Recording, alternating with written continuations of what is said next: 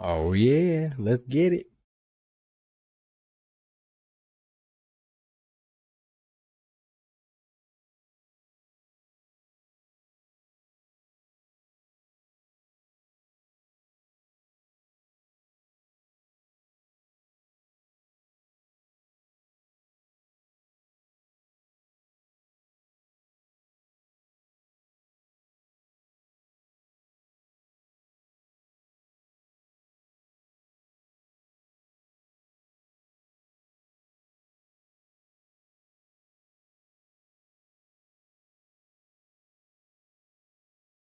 Hmm. I don't hear that, so that's a problem.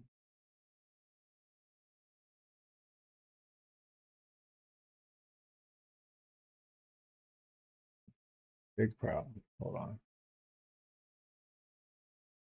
Put that feeling in a bottle. Multivitamins inspired by nature. Nature's way. We're good there. Yeah, Glow.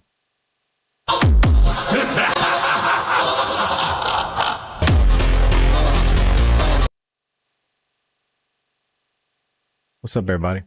Give me 2 seconds. Trying to get everything set up. Getting ready for the night. Getting ready for the night. Hey, what's going on? Getting ready for the night. Getting ready for the night. All right, just making sure all my audio is working. I'll make sure everything's good. Last time it was a little quiet on their end, and I want to make sure that doesn't happen again. So y'all bear with me. Let me get things going, and then we'll be right in. We're gonna jump right into this thing. Start talking some football. I'm ready. Well, I'm getting ready. I'm getting ready.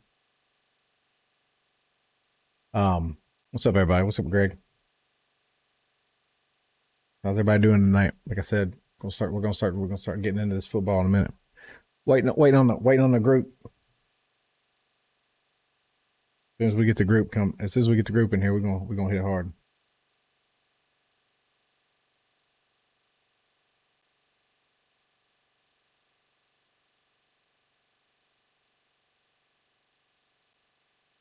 I think y'all gonna like it. We got a good show today.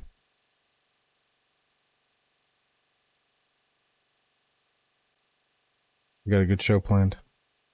Good show planned coming up. But I'm logged in early. I'm an overachiever, I guess.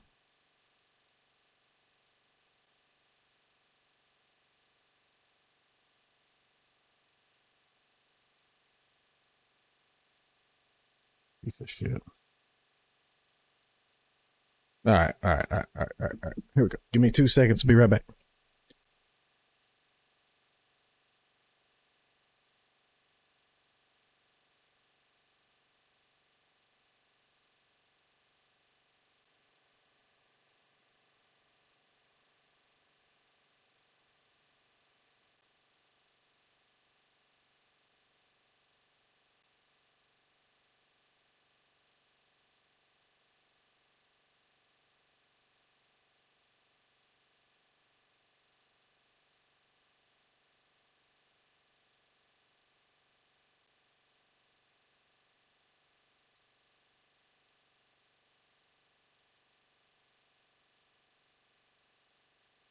All right.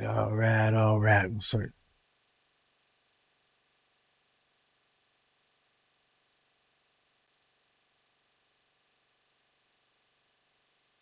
Gotta get them.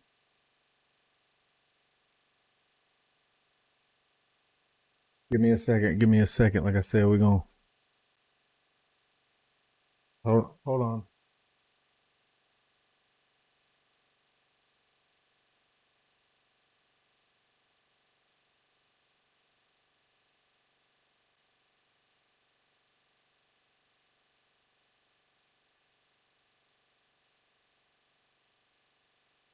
All right. You can go now. Hold on.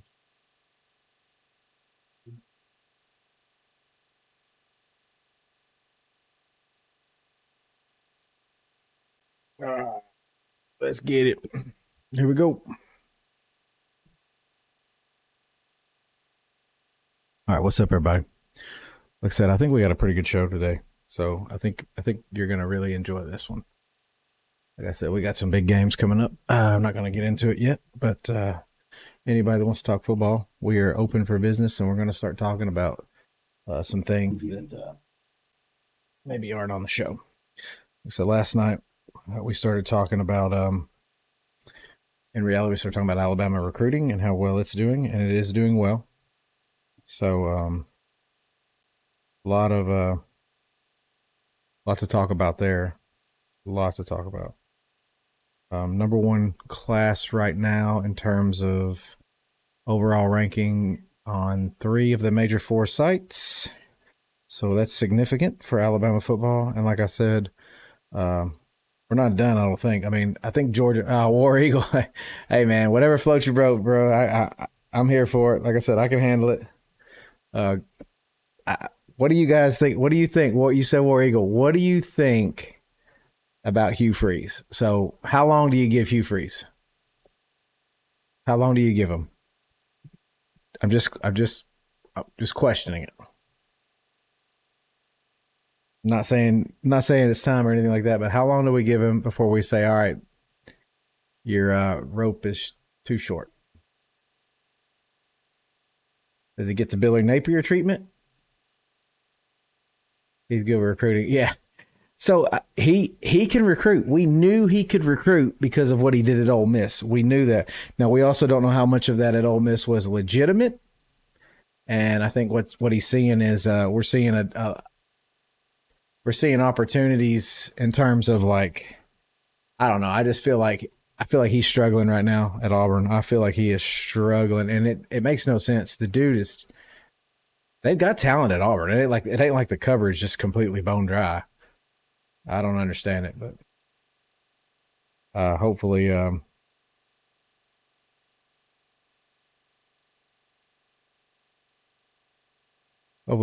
get it together though.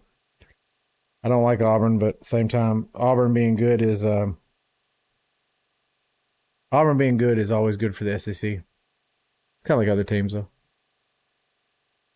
All right, so we got a War Eagle in the chat. I mean, War Eagles always they see Bama, they have to come in and they have to say it, and I don't blame you. Hell, I have the same thing when I see a Tennessee or an Auburn. So we ain't gonna discriminate though. Come on in, shoot your shot, see what you got.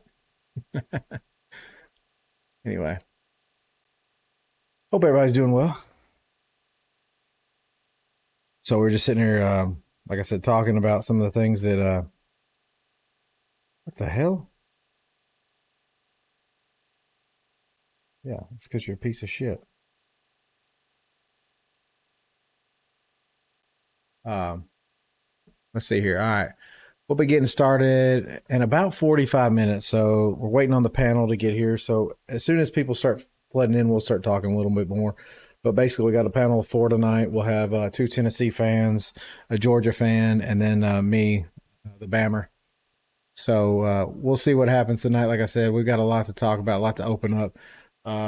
Just looking at, like, some of the things that I'm most looking forward to from an Alabama perspective. I don't want to get into the show notes or anything like that, but from an Alabama's perspective, I'm honestly looking to see can this defense sustain. I think the key to beating I'm not gonna say they're bad, but a decent LSU team. I think the key to beating them is to honestly be able to sustain our defense. D-line has to get pressure with 4 because they're very talented at the wide receiver position. We're going to need to have help over the top because we are suspect in the back end of the defense. And so I'm curious, man. I'm curious. I want to see what we can do. I think we can do it, but it's a matter of will we do it? And I don't know what the answer is. As diehard of a Bama fan as I am, it's going to be very, very challenging to go into Death Valley at night and try to beat them one-on-one. But that's not to say it's impossible. We can do anything we put our minds to. Anything we put our minds to. So one of the big topics for Alabama's on a bye, so I can talk anything I want. But one of the big T-Roy J, I love that name. So one of the big topics for me is Milroe. So Milroe looked to find his stride second half of the second half of the Missouri game. He looked to find his stride a little bit. still have questions. Like it seemed like he wanted to take off and run more, but I still have so many questions about like his decision making and some of the things that he's doing currently. That's not to say that I'm doubting him. It's his team right now, but some of the questions that I've heard that have come up here recently is, do we think Milroe is going to NFL? And I mean, I think he's got to. I think he's got to. I don't know necessarily. We talked about this, I think, last week or yesterday. I can't remember. But I don't know necessarily if he stays, if he benefits at all. Like, it may hurt him, especially if he continues to have games like Tennessee. Some of these games that, I mean, some of these games, he's struggling, man. He's struggling. And so I'm just saying, like, it may behoove him to go ahead and go. I don't know, though. You don't ever know what you don't know. And maybe these people know more than me. I'm sure some people do, but anyway. Oh, thank you for following, man. Thank you for following. Like I said, we're gonna get started. I'm on here early, just trying to get everything set up and trying to get make sure audio and everything. We had some issues with audio last time, so I'm just trying to make sure everything's set up right and correctly. But like I said, we have a panel of 4, normally 5 on the weekends, and we're gonna be. So my man, roll tide, brother, roll tide. Hey, yeah. So just sitting here talking some Milroe. What are your thoughts on Jalen Milroe after what you saw last weekend? I thought he improved. Did he improve enough in your mind? It's just a big question that I've had, and one of the things that I've been sitting here kind of pondering myself this week. So I've sitting here talking to myself, really, and just sitting there going, hey, did this guy do enough to secure, what I don't even want to say secure the starting job. I think he has the starting job. It's more about, did he secure a confidence in the fans, in himself, in his teammates? I don't know that. I don't know that question. I don't know what the answer will be. But with that said, I hope he builds off that, and hope we take this bye week seriously, get healthy, get smart, and then hopefully go into Death Valley with the renewed vigor that we had when we took the bye week against Georgia. Yeah, the thing is like, the only thing about it, Michael, and I don't know, I think maybe somebody's in his head, because I felt like, to me, the issue that I noticed is early in the season, he was throwing little dink and dunks, and then if that wasn't there, it was always down the field. There was no intermediate passing, and so like, I'm kind of wondering if someone told him that, or if he heard feedback, and so then he was kind of like, oh, I got to do this more, and he quit doing his MO. I mean, I don't know what happened in the UT game. He was obviously rattled and he was shook, and with that said, I mean, he really struggled, and it could have been receivers. I mean, it could have been receivers. I'm not going to blame just receivers. I'm not going to blame just quarterback. It could be maybe a miscommunication, routes not going where he thought they should go. But at the end of the day, like I said, the quarterback holds the ball. The quarterback's got to throw the ball, and you got to throw it to somebody that's open, and you got to hit the person that's open. I mean, like I said, when Tennessee was playing some zone, and when Tennessee would play zone, we try to sit down in between that. You think he might be injured? So I've heard that, and I don't know if you heard it. I don't know if you heard him. He actually questioned the reporter in last weekend and said, "Have you heard I'm hurt? Where are they getting this from?" I don't think he's hurt. I think something's going on with him. And either he's doing a really good job at faking being, not being hurt, or like it's a mental thing. I think maybe he's starting to realize that, I'm going to be trying to go pro. I've got to work on XYZ. His agent, he's probably got an agent, especially with him and his money that he's making. And he's probably sitting there listening to them, and, and that's probably obviously starting to weigh a little bit on him. Cause me personally, as much as, I can't tell you how many times I've said I'm done with Jalen Milroe this season. He is the quarterback, and frustration be damned. I mean, he is going to be the quarterback. So with that said, I'm nervous that I want him to go after this year. I want him to go. I want him to go to the NFL and have a shot at it, because I honestly think we are at the ceiling for Milroe. I know that's crazy. His talent, his athleticism is through the roof. We haven't even seen the tip of the iceberg as far as his talent goes.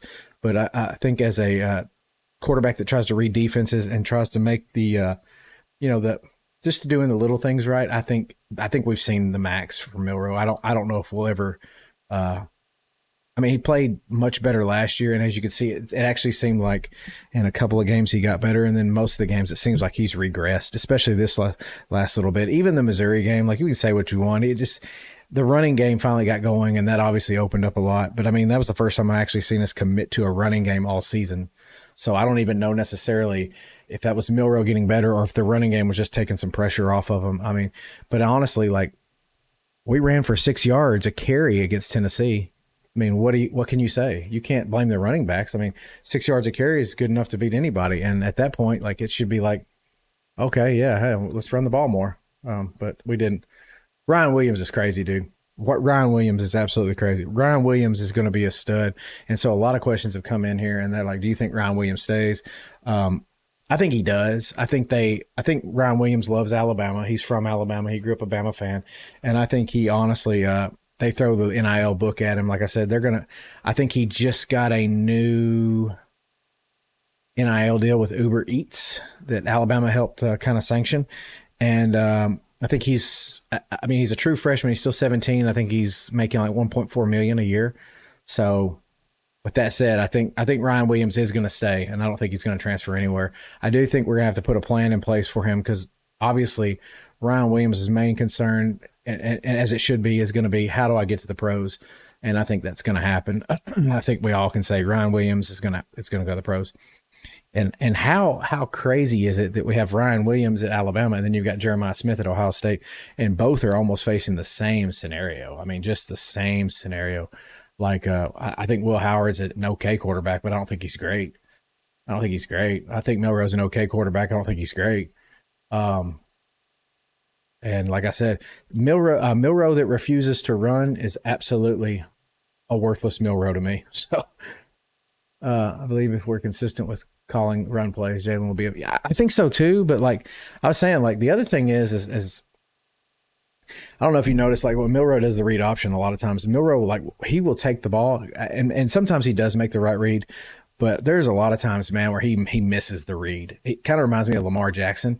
And so like if you make the wrong read thinking you have to do it all yourself, you're just putting yourself in line to hopefully to possibly get injured and hurt, which I don't want Milroe to get hurt at all. I think Milroe is obviously going to be our key to success this year, and is going to be the key to us trying to make any kind of a run. Like I said, lose at LSU, runs over anyway.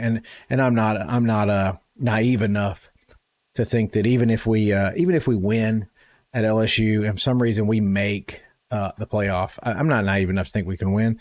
Do we have the talent to win? Yeah, sure we do. But for some reason we haven't been consistent enough for me to say that we're a playoff caliber team. Do you see us making the playoffs? Yeah, I mean, I think if we get past LSU, that is the hardest game. But we have all been there. Anyone that's a Bama fan, and I'm sure most of you guys that are watching, you probably are Bama fans. But I think we've all seen how Auburn plays us. I know we're at home, but does anyone have any like I said, this team is so inconsistent. Now I will say this team at home has been fairly, I'd say fairly good.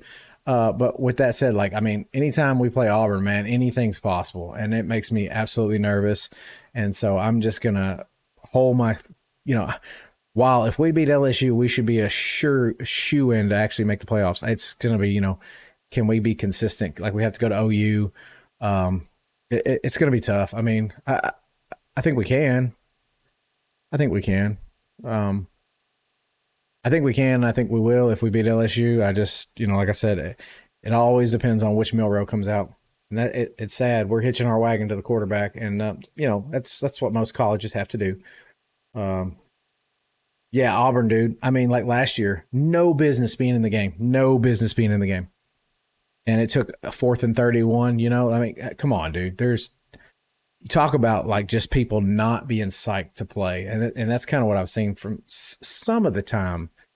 Like I felt that's how I felt in the Vanderbilt game, like, except the Auburn game, we were able to come out and come away with a win. Like the Vanderbilt game, like we just never seemed like we were there mentally. We never seemed like we were excited to play.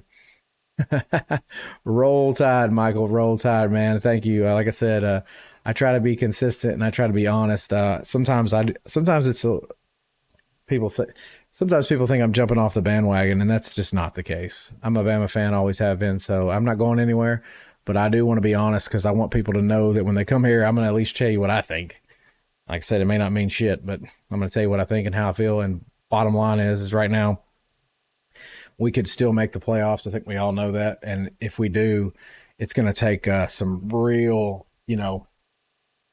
some real looking inside ourselves to see what we want to do. JT, what's up?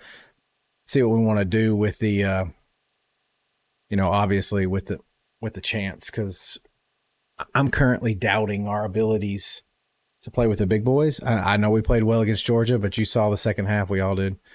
You think he's gone after the season? You mean Milroe? Is that who you're talking about, Milroe? If you're talking about Milroe, I'm going to say I think so. I think Milroe's gone. I think, and as a Bama fan, no, it's fine. As a Bama fan, I think we need him to be gone because here's the deal. Like I was just saying, I think he's hit a ceiling. I think Milroe has hit his college ceiling. College ceiling. And I think that we have tapped all the resources we can. Milroe, as you can see this year, he's depending more on the pass. He's refusing to use his legs when he knows he needs to. And I think what he's trying to do is protect his NFL image and his name, image, and likeness. And for that, I want to say, we need somebody that's hungry because we have talent all over the field. And every now and then we need somebody to make a play, and Milroe can certainly do that, but it just seems like he's reluctant. I don't know. And you know what? I'm ready to see what Ty. Go Tigers. I hope not, buddy. I hope not. I'm ready to see what Ty can do. I mean, like I said, does that mean I'm not saying this season? I'm saying let Ty have the off season, spring practice, play with the ones, practice with the ones.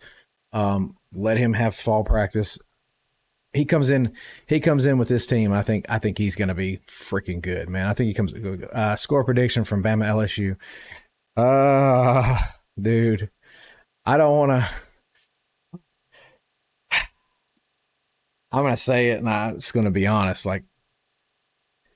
I don't know if Bama can go into Death Valley at night and stop LSU's offense, the passing game, Nussmeier. If for some reason Nussmeier is hurt, as we all saw the Texas A&M game, that shitty letdown in the second half, it looked like absolute, just completely different than the first half. Now you can say it's Texas A&M's adjustments. I'm going to go out on a limb and say it was probably something else. It looked like Nussmeier was hurt. Like that one hit, he got up and he looked very weak. But I don't know. I don't know if we're gonna be able to beat him or not. I think we lost a real asset when Hale getting hurt. Yeah, Jalen Hale would have definitely helped. I think he would have provided some massive depth. Yeah,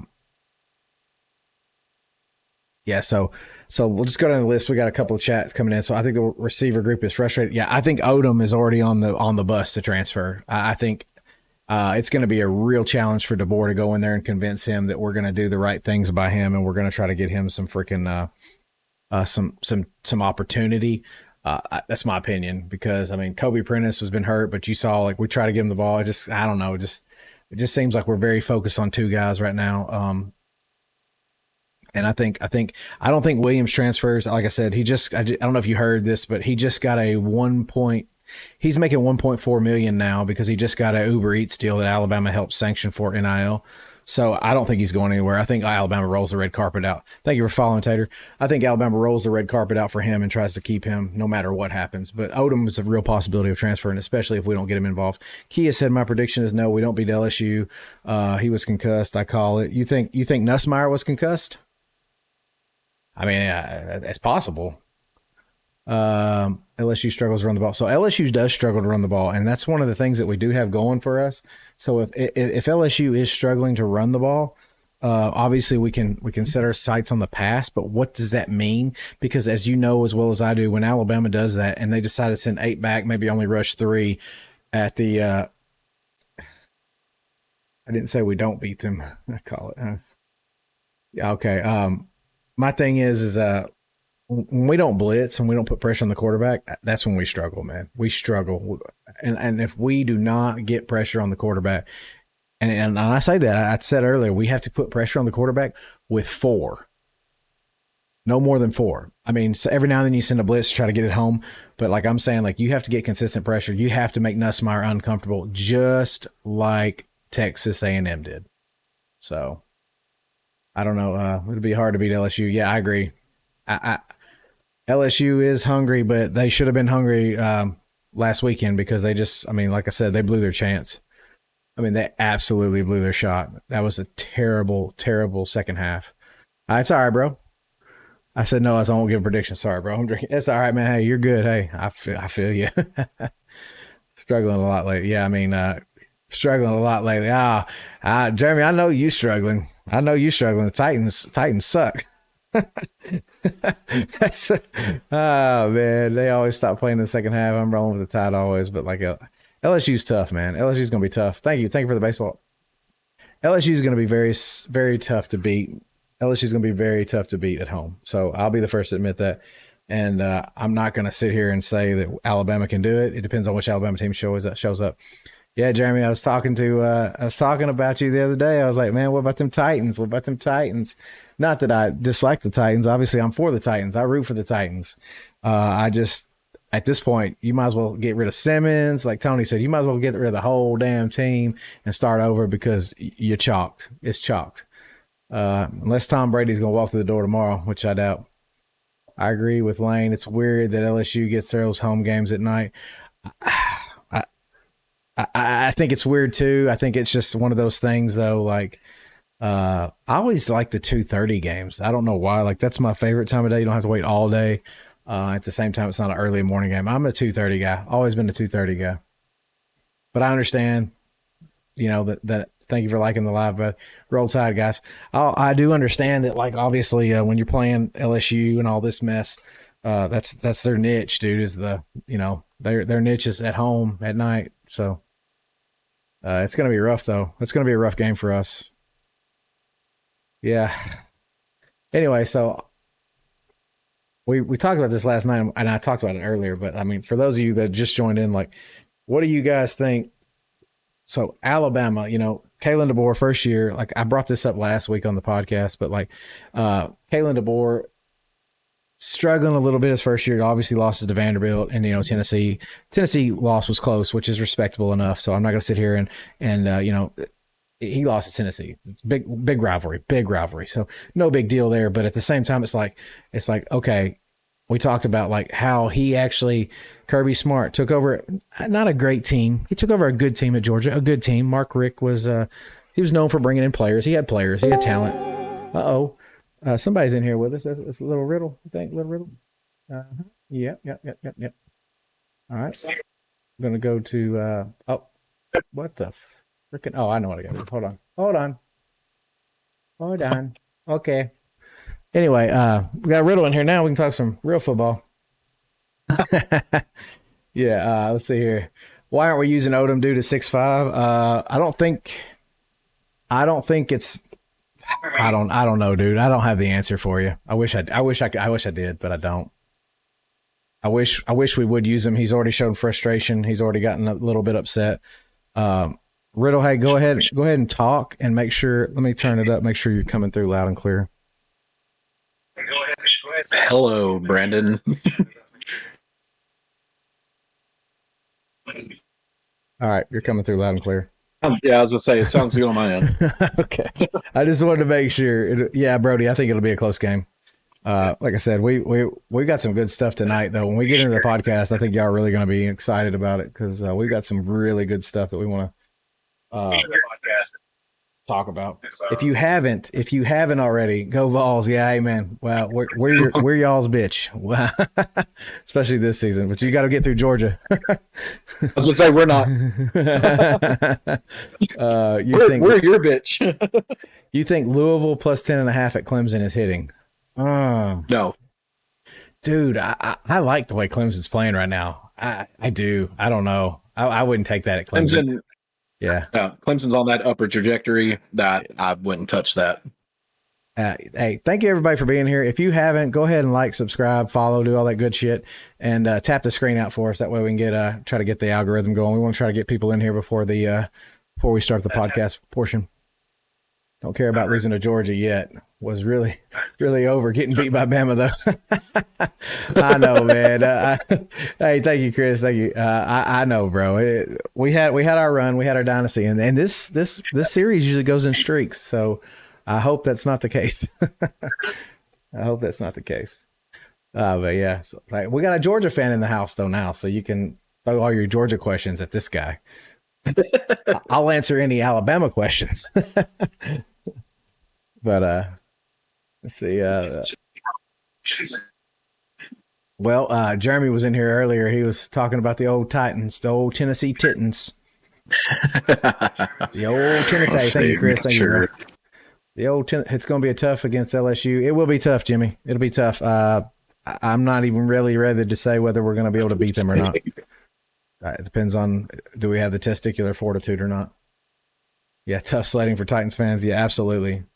We've got a couple of those in here, and we're all sitting here realistically at the Titans fans, trying not to tread on all of our content for the podcast until we get the group in here. But NFL's free game, guys. So we'll give you what we know. But Titans fans, we're all hoping they just kind of start breaking it apart and rebuilding, because I think that's all we can do. At Spencer, I think that's definitely the best course of action at this point. I mean, What are you playing for at this point? What do you expect? We're getting Mateo says that's what you get for taking a Kentucky QB. We talked about that beforehand. We all agree with you. You think Haynes or Miller transfers? I don't know. I mean, I definitely think one of them transfers, especially since we're not getting the ball. Although we did get him the ball last Saturday, so maybe if we could, I don't want to lose Haynes or Young. I think both of those guys are dynamic, and Miller's playing good too. But I don't know. It's gonna be tough against LSU. They are way overrated. Only good win is South Carolina. It's not okay. So it's not about LSU as much as it is about Alabama. I will say it's about playing at LSU. You can't ask that, Spencer. You can't ask that. That's going to be on the podcast. So we can't divulge that. Like I said, we're going to start at 8:30, so just bear with us. We can't divulge that yet. But so yeah, Kippy said, why is it going to be tough? So Riddle, I mean, you jump in here too. Playing at LSU is tough. And it's not even especially at night. Yeah, it's not even the LSU portion of it. It's Alabama on the road. Alabama in away games has been absolutely terrible. That's just facts. So, Mateo, been to Neyland quite a few times, and I don't know if there's a louder stadium in college football than Neyland when it's packed. All right, I'm going to throw it out here because we haven't talked about it yet. We haven't talked about this yet, so I can say it. Neyland Stadium versus Death Valley at night. Oh, damn. That was tough. Oh, man. There's nothing like Death Valley at night. I will say this. LSU fans can drink every single team under the table. There's no doubts. I mean, there's no doubts. So I won't even attempt to argue that. There's just, I think like they go to away games and like, honestly, like sell out the beer. Mm-hmm. What was it? A couple years at Vanderbilt, like they actually like it was like 80% LSU fans, and like they were sold out by halftime. They had no more beer left. 80% LSU fans. I think all SEC teams enjoy seeing LSU coming to their place on the schedule. Yeah. I mean, LSU's tough, because all the bars and everything's about to make killer money for that weekend. Yeah. Like I said, thank you everybody for being here. If you haven't, please go ahead and tap that screen, like, follow if you can. We're just trying to build up the algorithm, so when we get started, we have as many people and as many hearts as possible. Try to get on the For You page.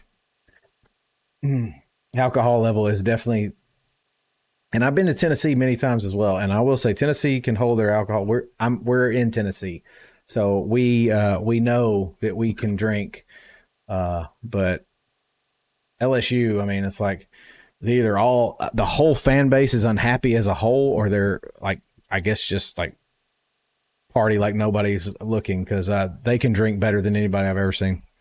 I'm talking about as a collective fan base. I'm in Tennessee too, Southern Middle High. Where are you at, Spencer?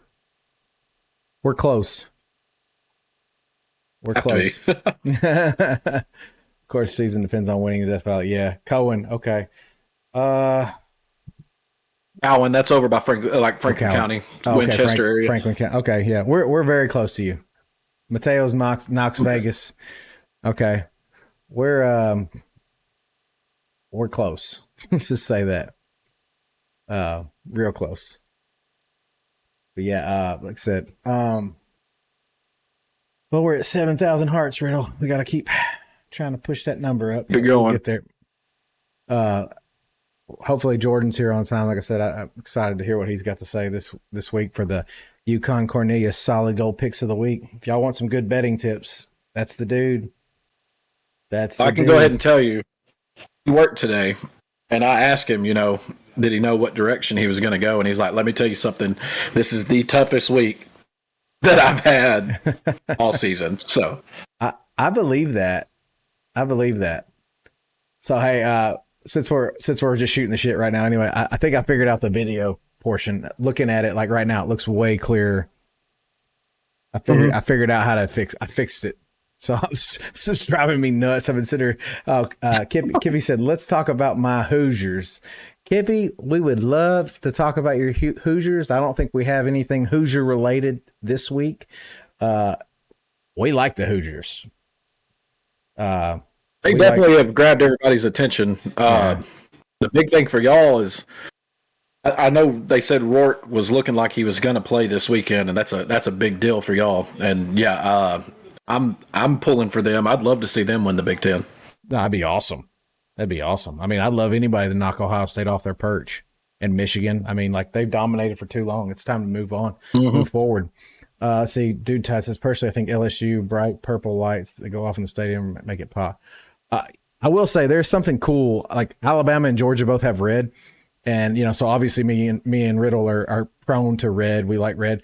But there is something about the purple LEDs that just freaking look sick, dude. They look sick. That's the red. Yeah. I absolutely agree, though. So I'm rooting for the Hoosiers. Yeah, me too. I'm rooting for the Hoosiers in the Big Ten. And then Duck Hunter said the Ducks win it. Hey, man, they've got a shot.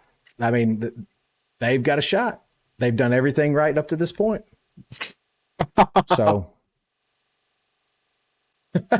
Go Balls there in the chat said a Georgia fan and a Bama fan jump off a cliff to see who lands first. You know who wins? Society. as long as we've got a rope tied to Go Vols feet, I think society wins. If you leave Vols fans in the world, then nobody's really winning that. Do you think Ryan Day is gone after this year if he doesn't make it in the playoffs? No. We've talked about this. We're kind of torn. So we're kind of torn on this, and not just different reasons, but I've got Ohio State friends that have said if they don't beat Michigan this year, which Michigan's a very bad team this year, very bad, said that if they don't beat Michigan this year, if he can't get over the Michigan hump now that Harbaugh's gone, then they're like, get him out of here. But this will be a big game this weekend to see absolutely. how hot his seat gets. Yeah, I mean, he could come out here and pull classic Ohio State and dominate this game like he's supposed to in dominating fashion, and everyone's going to forget everything. But you lose to Michigan, that's going to pop up. How are divorces and tornadoes in Tuscaloosa like? Either way, somebody's losing a trailer. Hey, man, that's good. That is good. The same could be said in Tennessee, though. Be careful. Be careful. We live in Tennessee, so we know. That conference is so easy to have. He will have them in conversation every year. Yeah, that's my thing, Mateo, is I think we all agree that we talked about this on a podcast previously. Like, he's going to guarantee you almost a spot in the playoffs every year. I said almost. I didn't say every year, but almost. I could see Ohio State going 10-2 pretty much very easily every year. So, Kippy said, what do you think about Michigan making the playoffs if they went out? Look at their schedule. They do have a tough remaining schedule, but I'm going to go ahead and tell you right now, even if they won out, there's no team in the nation currently projected to make the playoffs that has 3 losses. So yeah, that's going to be a tough one. Thank you for even if Kippy. they won out, yeah, I don't think they get in. I think they get back ranked if they went out. But I'm here to tell you, they're going to probably lose 3 out of those 4. There you go, folks. Tough schedule, tough sledding. Oh my gosh, Did you see that comment? Uh-uh. Oh, Go Balls is full of them tonight. He's full of them. Hey, thank you for being here, Go Balls. We like the laughs, bro. That's not wrong. What do you say to a Georgia player in a 3-piece suit? Will the defendant please rise? Okay, hey man, hey, we're here for the shots, bro. We're here for the shots. I agree. They would beat 1-4 and 13. Yeah, okay. Yeah, because they play home against Oregon, at Indiana, and then they're home against Northwestern, and then at Ohio State. So yeah, 3 of their Final 4 are top 13 teams. Yeah, you're correct. They would, and what really matters is we say right now no 3 team is going to predicted to get in the playoffs, but that doesn't mean that there's not chaos, and it's possible. I mean, yeah, anything's possible right now. Let's see here. What is this? What does Go Ball say? This is about Athens, so you can read that one. Yeah, hang on. Let's see. It says, I went to a zoo in Athens. There was only one dog in the whole place. It was a shit zoo. That's pretty good. It's funny. I mean, it's pretty good. All right. Jay Polly said Aggies can win the SEC. Yeah. Well, I mean, they're in the driver's seat. They're in the driver's seat, dude. They only have one big game left. So there's something that I might, if we have time, I might touch on later on. But there is a very probable route where neither Texas or Georgia get into the SEC championship game, and it's pretty chaotic, and it would actually come down to those tiebreakers we discussed the other day. Yeah. Let's see here. Go Balls. I'm just talking. No, dude. We're here for it, dude. Yeah, I mean, me and him have both lived a pretty good life when it comes to college football. I think we can handle a few jokes. We've been on the pinnacle here lately. So, Alabama finna win the NCAA tournament basketball, dude. I hope so. I'm ready for Alabama to be a basketball school too. They have a good team this year. You know who's not? Who's not? Georgia basketball, because we're never good. We have a good team. We do have a good team. So I'm hoping, man. I'm hoping. Alan said, "Go Balls." Let's see here. Cooper Flag played Duke. Yeah, Cooper Flag. I mean, we knew he was going to be unreal. That's the next. I mean, just I can see him being number 1 draft pick next year, honestly. So let's hope this weekend they lose, so their hopes are crushed for the IU game. Kippy, me too. I hope Michigan does get beat, because I really want to see IU get over the hump and beat Michigan. Thank you for following, guys. Thank you for following. Alabama's style of basketball is going to be tough to win a championship. You're right. I mean, but you say that, but does it not remind you of Golden State? The issue is you don't always have freaking Steph Curry. So, I mean, you got to call it what it is. Z-Master said Georgia had Ant Edwards, and I knew somebody was going to say that.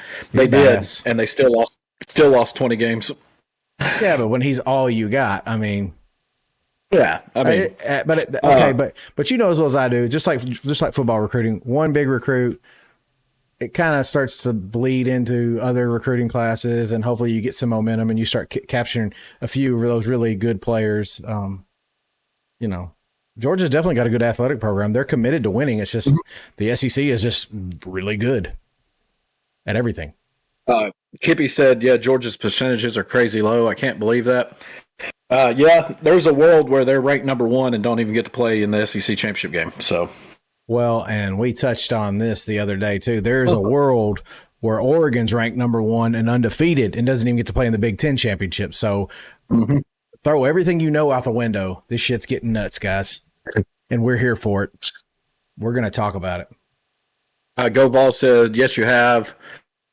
We had it good in the 90s and again in 2022. You had it good in 2022 until right there at the end. I felt like South Carolina. I felt like y'all's logo would have went well with that guy that had the fishing pole. And he's like, oh, you got to be quicker than that. You got to be quicker than that now. Let's see. How do you feel Texas will do against South Carolina in women's basketball? Dude, McKinley, go get your cat. Sorry.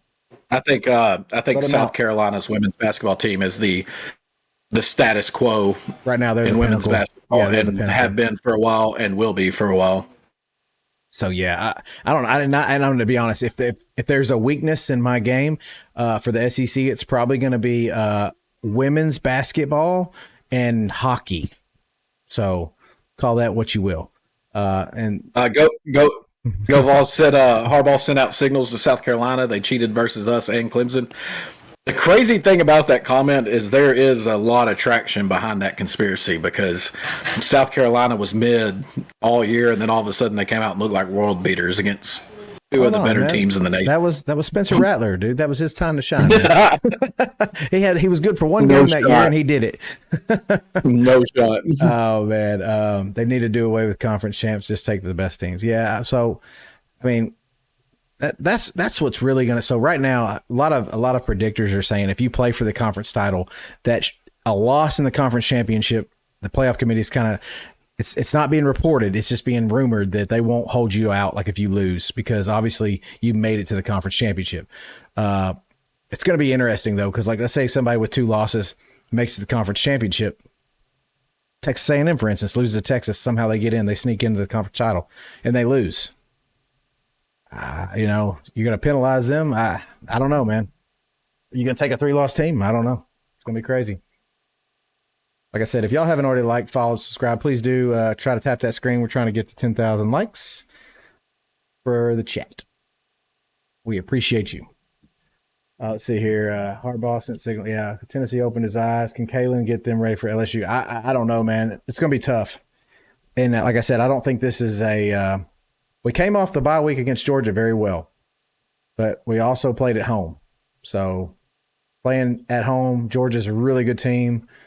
I've told him that since we played them, really good team, but LSU at night's tough. I don't know. It's gonna be tough. He said mediocre SC team all beat 2 top 5 teams at the end of the season. Yeah, I mean, dude, I'm not. Hey, what up, Charles? Hey, man, I'm not a South Carolina fan. I don't know. Tennessee beat Bama, put us out of it. So. Why did Georgia fans miss the most at a great party and the invitation? This dude lights up the committee, man. The committee will be biased to certain teams. They always are. We say whatever we want to. It's been like that through the history of all football, man. Notre Dame got a lot of nods back in the day. It is what it is. Why are all the murders and now so hard to solve? No dental records. I knew that was coming. Oh, all the DNA matches. Oh my God. Have you been to Tennessee? Go Vols. I mean, I know you have, but I'm saying it ain't much different. I can assure you. All right, you're good, man. You're good. Hey, keep it up. Like I said, we like it. We like it. That brings a little life to the party, man. Riddle, how many likes did it say we have for you? 7,300. Okay. It ain't going up for me, so I don't know. I'm trying to get us up there. But yeah, I mean, go Vols. You ain't got to be done, man. Like I said, we enjoy it. We're 15 consecutive losses. I had to have. Yeah, hey man, I loved every second of it. Yeah, you had to have a comeback on here because y'all never had one on the field. Hey man, they beat us this year. They got bragging rights for a year. Vandy at Auburn. Thoughts, dude? Okay, Riddle, you go first. We're not talking about that. I don't think we're talking about that one tonight. I think that spread is a little what is the spread? egregious. I didn't see it. I'm sorry. I think it's, let's see. Let me pull it up real quick. 7 now. For Auburn. Auburn's a touchdown favorite. Dude, some weird shit happens on the plains, guys. Weird fucking shit. For sure. Like, I mean, that's some voodoo shit down there. Vandy is playing really good ball this year, though. I would... If you held a gun to my head and made me pick that game, I would pick Vandy because I just think Vandy's playing really good ball. And Diego Pavia's a dog, man. He's got that killer instinct and he's a winner. So, yeah. And fuck Auburn. Yeah, fuck Auburn. But I'm gonna tell you this: like, this is the crazy thing. Like, if you look at all of Auburn's games this year, they have been in him for. At least at some point of the game, like they have.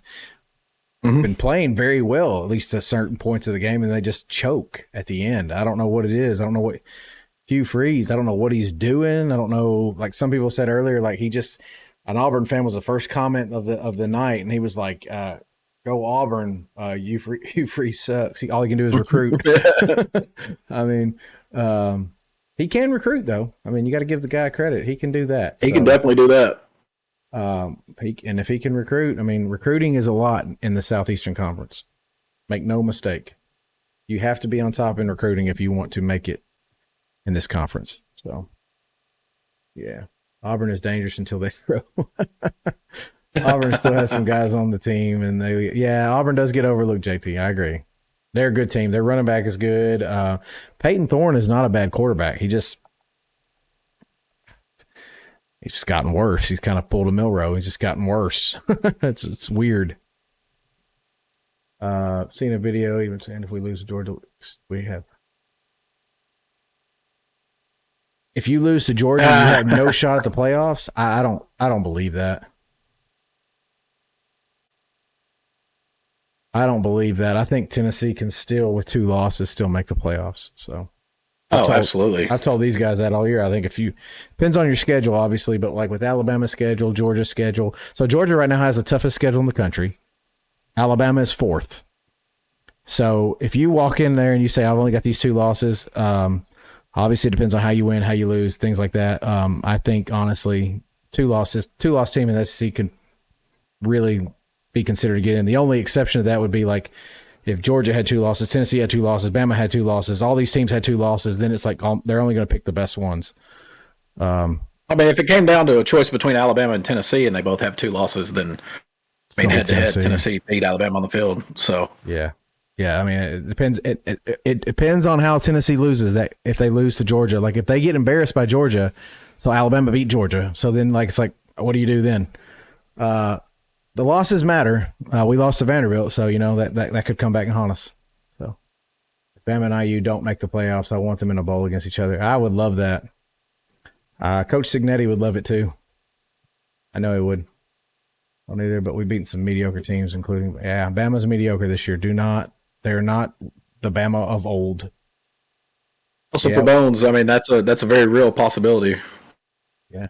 I mean, Vandy has actually looked like a legit SEC team this year. So yeah, we said that last podcast too. We're like, we got to just quit laughing at Vandy this year. They're a good SEC team. I mean, they're a good SEC team. Not great. I didn't say great. I didn't say top. But they're mid. They're a mid team. And it's very hard to go on the road in the SEC and play those mid teams. I don't care what anybody says. Go Vols asked how many SEC teams do you think is going to go? 4. That's what I was going to say. 4. My 4 would be Georgia, Texas, Tennessee, and A&M. So there you go. So, in reality, like I said, LSU could win out, right? LSU could theoretically win out. If LSU wins out, they got to beat A&M in the. They'll play A&M again probably. Yeah. So if they won out, they would definitely go in A&M spot. Yeah. I mean, it's possible though. Right now, there's like 5 teams vying for it, and I'm not even. I'm not including Alabama. Alabama controls its own destiny, though. They go and beat LSU, and they went out. I think they could easily be in. I said if they went out, obviously some other stuff's got to happen. So the problem is right now where the rankings stand is you got Boise State sitting at 15, and they're that highest ranked group of 5 or group of 6 champ, and that's going to take away an at-large spot from one of those teams that's actually ranked in the top 12 right now. So, and then you could have more chaos, kind of like in the NCAA basketball tournament. If a team outside of that wins one of those conference championships, then that's going to push more people out. So, let's see. Go Vols said Bama's still better than that. Yeah, we agree with you there, Vols. We know we're better than most of the Big Ten and ACC. I think that's a no-brainer. I think Vanderbilt's as good as 80% of the Big Ten and 90% of the ACC. Is it possible for Bama? I think Bama's out of the SEC title race. So just move on. Is it possible, though? I don't think so, Riddle. Let's I mean, see. okay. LSU. You beat LSU. LSU's got 2 losses. Yeah. You jump ahead of them. You got to have If craziness. Tennessee loses to Georgia and Vanderbilt, you jump ahead of Tennessee. Texas would have to lose to A&M. And See then what I'm lose saying? one more. Well, no, Yeah, it's well, I guess it's a long shot. if Texas lost to A&M, you could, because all you got to do is have Georgia slip up one more time, and you jump past them, and then that would put you in second. So I mean, there is a avenue for it, but yeah. it's got to, like, every perfect thing has to happen. Yeah, let's see here. It says not Bama frauds this year. Yeah, I think so. I don't think they're frauds. I think they are just exactly what we were going to be with Saban not being at the helm. So, Coach, it physically hurt me to say that. Giving Bama any credit pains me. What did Coach say?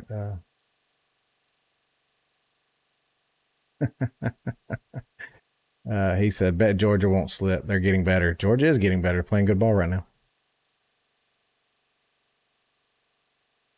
I mean, Mateo, you're right. New system. It's going to be tough. That transition from the GOAT to, I mean, a new coach was always going to be hard no matter what.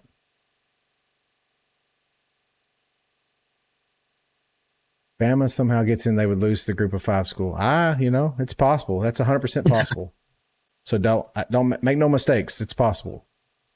Depends on which Bama team shows up. That's looking like Boise State at the moment, but And hopefully Army could jump up there if I hope so. they beat Notre Dame here in a couple weeks. I hope so. Oh my God, I hope so. We're going to talk about the Heisman in just a minute, Vols. We're going to talk about the Heisman for sure. Tennessee may sneak up on Georgia. They could. I think Georgia's pretty much aware of them, though. I mean, I think they're pretty much, they're watching them. Kirby's not going to let that happen. That's the difference. Uh-oh. There he is. There's the Duke. The Duke is here. All right, let me see here. He's right on time because I guarantee you he's been watching the Dodgers-Yankees.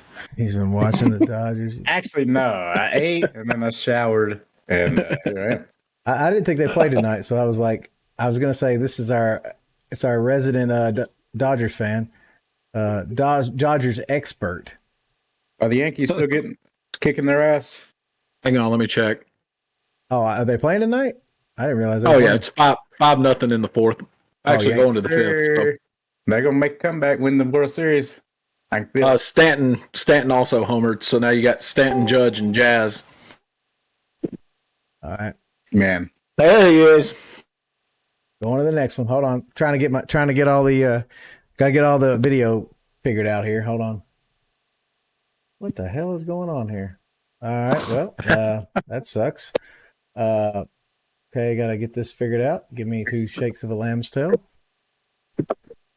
Smooth transition. For some reason, like, it keeps losing it all. I don't know why. That's okay. Well, it's not hard to fix. Mateo, I'm glad we get Tennessee at the end of the year because I will tell you right now, Tennessee's defense is looking really good. And I want as much time as possible to try to figure that out. Much time as possible, he said. Hell, what are you going to do, guys? What are you going to do? Guys, give us just a second. Trying to get this squared away, this video squared away. You're there on mine. I don't know why you're overlapping you. Because this is the new graphics. Okay. It's totally different, and I won't be able to do it tonight because it just takes too long, but I just wanted to see how it compared, really. That's all. Hey, Jordan, we spoke about Liberty today at work. Yeah, getting grilled. Yeah, they're down 10 with 14 left. That's Tony's team right there, the Liberty Mules. They've been struggling since them hurricane days. Yeah. And Kennesaw State was a one-hit wonder because they're down 24-7 to Western Kentucky. Well, I told you that then. I told you why they were a one-hit wonder. Now, for Liberty night, I have no excuse. I mean, Lord have mercy. You've had a game. You took your bad loss. Figure it out. But I mean, don't get me wrong, Jacksonville State's not a bad team at all. No, they're not. No, they're not bad. Let's see. Liberty. Talk Oswald about, says Georgia will have 3 more players in county lockup by the time we play. you may Not not during be the wrong. season. Not during the season. They'll do their time served after the season's over. Yeah, They start report for those weekend rotations in February. Yeah. off season's their time to shine. Hey, Tony, say something real quick so I can check your audio on here. Yellow. He said he loves Illinois. Go Fighting Illini. He does love them. Oh yeah, everybody sounds good. Okay, I gotta figure out what's going on here. Hold on, I'm missing one thing. Give me a second. Oh, that's Is shit. UGA worried about DJ Lagway? I will cover that here shortly. Yeah, just give us just a second. Gotta get Riddle on the red and the purple. I'm gonna try to do I'm gonna try to do a comparison. So what I want you to do is y'all look at Riddle. No, well, we'll look at it afterwards. We'll talk about it afterwards. All right. Yeah, that worked. Yeah. Sorry, guys. Like I said, we're just trying to get everything set up. We had some audio difficulties last time, and we don't want to have them again. All right, so we can hear everybody. Everybody sounds good. Riddle, you confirmed everything? Yeah. Okay. Yeah, everything. All right. So people in the chat, Sounds good. people in the chat, like I said, we need to get to 10,000 likes, so it's up to you guys to help us do that. So please, for the love of all that is holy, help us get there. With that said, if you haven't already liked, subscribe, please do. But we're about to get started on the Kias, I haven't forgotten about you either. We're about to get started on the podcast version. So if you can, we're going to get through all the content, then we'll come back and we'll answer questions and stuff. But reality is we got to get through the podcast content, and we got to do that. Before you start, Go Vols just hit you with a zinger right there. It said a Bama guy in technology expect to struggle. Hey, I want you to know the Bama guy is the technology guy on this group, and we got 2 Tennessee fans in here, so all that shit talking. Go Vols has been hitting it. Paper, baby. Still pencil and paper. Go Vols has been hitting us with some absolute zingers.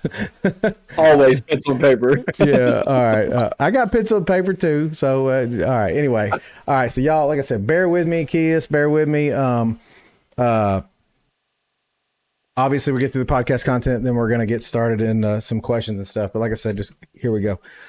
Are y'all ready? Yep. All right.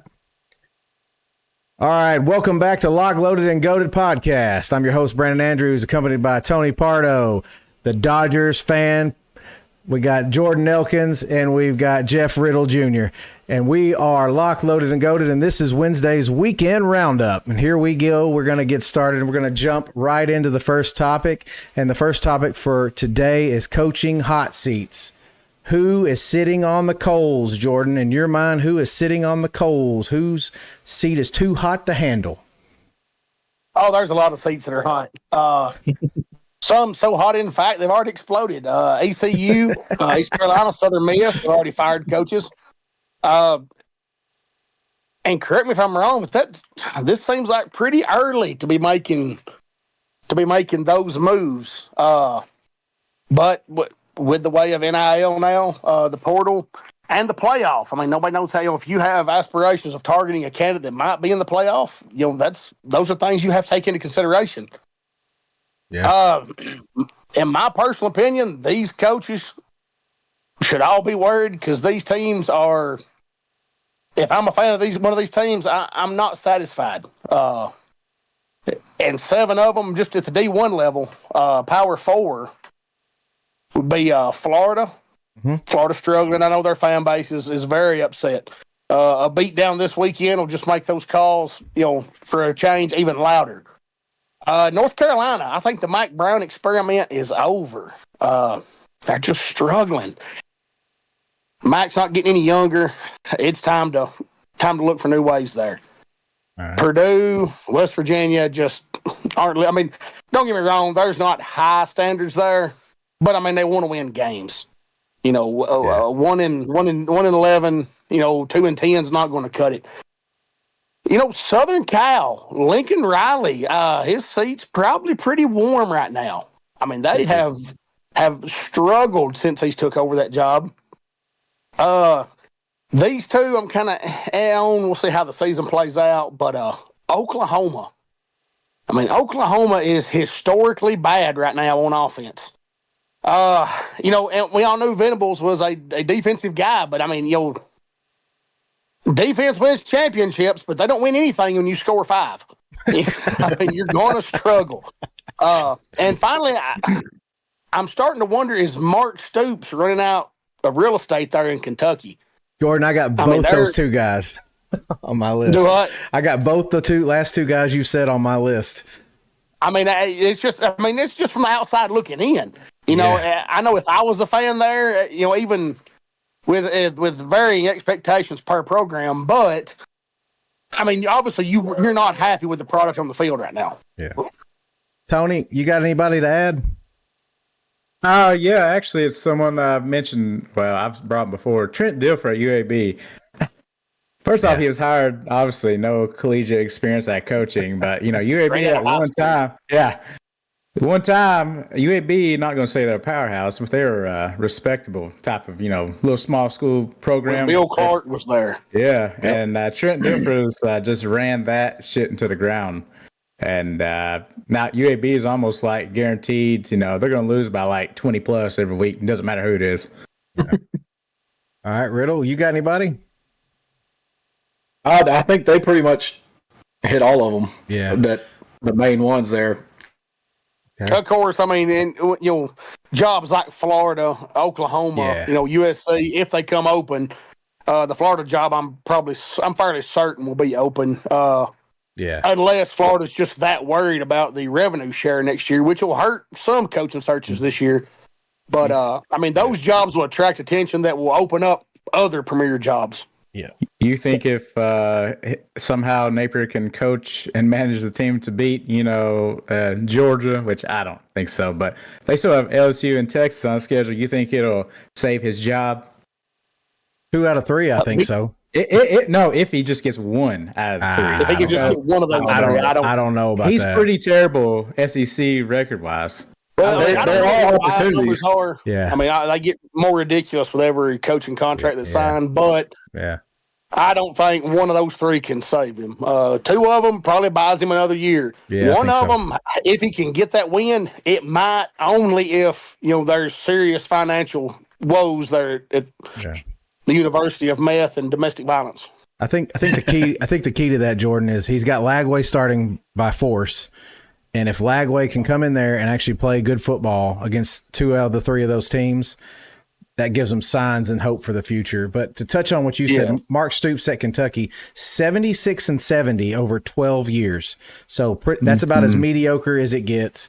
And this year they are bad. Like, they had an upward trajectory. They beat Ole Miss, and they have just had an utter collapse. Another name I threw out there, it's too soon, but I'm going to go ahead and say he's on the hot seat, is Hugh Freeze at Auburn. He's 9-12 in 2 years, and they look really bad, especially for a Hugh Freeze offense. That's what he's known for. And then Venables, like you said, he's 20-14, so by far the most winningest of the 3 coaches I named. But like you said, it's historically bad. It's historically bad. I don't know where he goes from there. But to move on from that point, Riddle, who are the top replacements if you get rid of these guys? Who are they going to go after? Well, there's a couple of young guys that I've looked up that I do believe that they're not far away from being head coaches. And one of them's Oregon's offensive coordinator, Will Stein. He's 35 years old. He's been around for a little while. He's been coaching since 2013. He was a graduate assistant at Louisville. And, he was Oregon's OC and QB coach for Bo Nix and Dylan Gabriel. So that makes him look maybe better than what he is. But he's coaching those guys, and Bo Nix had a good year last year. Dylan Gabriel's having a good year this year. The other one's Georgia's defensive coordinator, Glenn Schumann. And the big thing with him, he's 34 years old, but he was a student assistant at Alabama under Saban. Then he was a graduate assistant at Alabama under Saban. He was Kirby's right-hand man when Kirby was at Alabama. He's been a coach or an administrator for 6 national championship teams. And he was Kirby's first hire when Kirby came to Georgia. So he's definitely on that upper trajectory. The other two coaches I put down that I'd like to see get a bigger job, or they're head coaches right now, they're just at smaller schools. And one is Alex Golish down there at USF. Yes. Mass respect on his name. I think he will make a good head coach. You know, USF's not the biggest school. It's not the easiest place to win. And he's 10-10 with one bowl win there. So, and the other one that I really like is Jeff Traylor. Yeah, I don't know if he'll leave UTSA, but you know, he's 42-19 at UTSA. He's won 2 Conference USA championships. He's 2-time Coach of the Year in Conference USA. He was also a high school coach and had a 175-26 record in high school. The dude wins, and he knows how to win. So, but the one cool thing when I was looking this up that I've seen, and it goes back to the hot seat and the coaching changes and the world of college football right now. So there's 134 D1 coaches. Of those 134, only 34 have been at their job for 5 or more years. Wow. And then of those 34, only 14 have won 60% or more of their games. So it's kind of the world we're living in now. Yeah, who do you get? Win now or be gone. Yeah. All right. Well, I'm not gonna touch on my guys, but I will say I did have Glenn Schumann on my top 3. He has a winning pedigree and he is destined for a job. It'll be interesting to see what happens. So, Tony, somebody in the chat, one of your favorite people, said that Tim Banks has got to be on your list as the next up and comer. I was about to say that. I was literally about to say Tim Banks, and you know what? I'm not saying he's like the best, and he's not. I mean, hey. He's jumping on the Tim Banks bandwagon now, folks. These words for years. No, he has been decent this year. I give him credit for. I've heard that man. Okay, not decent, Tony. Decent. He's been great. He's been great this year. Oh, okay, he's been this great. year. This year, I'll give you that. Okay, he changed my opinion a little bit after That's all the Milrow game, because he finally contained Yeah. a mobile QB, and that's been like his kryptonite since. Tennessee's always had issue with, but it was really bad the last few years. But yeah, that's who I was thinking. I bet MTSU is really upset with themselves right now, because remember, MTSU actually interviewed him for a head coaching job, and look at them now. So Yeah. And we forget, I know Signetti's still out there too, so don't be surprised if someone gives him a call. You know, Yeah. whatever Lined up happens. somewhere. Somebody's gonna I'd call. like to see him at like USC. Yeah, I just thought he'll be a good fit on the West Coast. yeah, and obviously, because like I'm not a big fan of Riley, anyways. I can see him getting the axe, because obviously USC, they do have expectations. Unlike someone like West Virginia, Kentucky. You know, I think Kentucky is more than happy to be mediocre. Like, they'll have a good season, then they'll be kind of blah for a few years. So I mean, I think they don't care. They're a basketball school. So Jordan, anybody to add? I can't really off the top of my head add anybody on to here. I mean, there's a lot of good young coaches out there that deserve a shot, and I'm sure that we'll get a shot. This year, I know I sent the video to y'all where Barrett Sally was talking about how coaching hires will be different this year with the playoff. If you're going to target, a coordinator or even a head coach for programs big enough of a team in the playoff, when do you make that move? When do you start? Are you going to hire this guy and have to wait until the playoff is played out before he's on campus? I mean, because if you do that, that's puts you out, a month from signing day? Maybe a month and a half from the playoff ends. Yeah.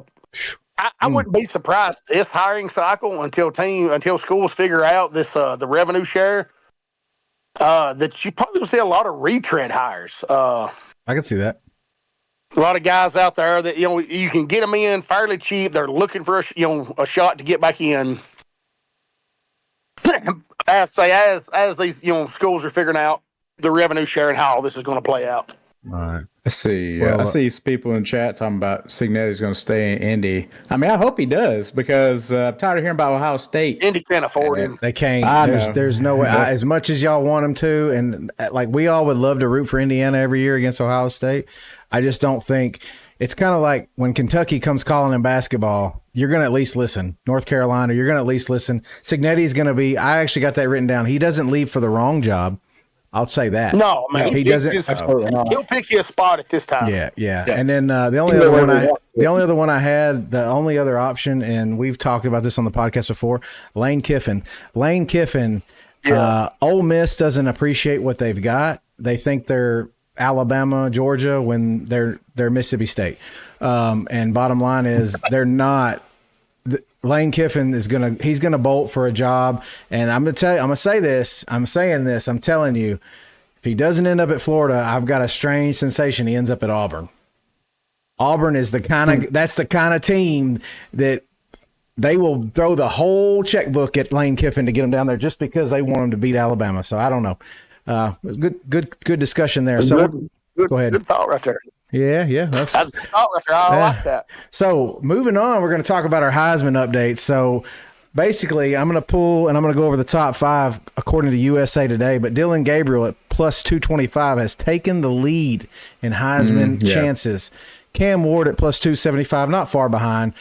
Travis Hunter has dropped to plus 400 at third. Ashton Jeanty at plus 425. So all these 4 guys are still right there in the mix. And then it goes to Cade Klubnik at 5th at plus 2,500. So with that said, Tony, who has the most realistic shot, looking at remaining schedule, to bring home the Heisman?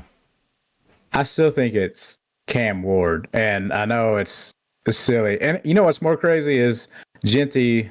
I know he did struggle against UNLV last week, so that hurt him. But I still think it's crazy that Dylan Gabriel, I know he got a big bump just this past week. He's now the favorite. And really, you know why? Because he's on the best team in the nation, Oregon. And I'm not saying he's not important to him, like his numbers, they're okay. And Cam Ward actually took a small hit just because he didn't throw a passing touchdown. Who cares?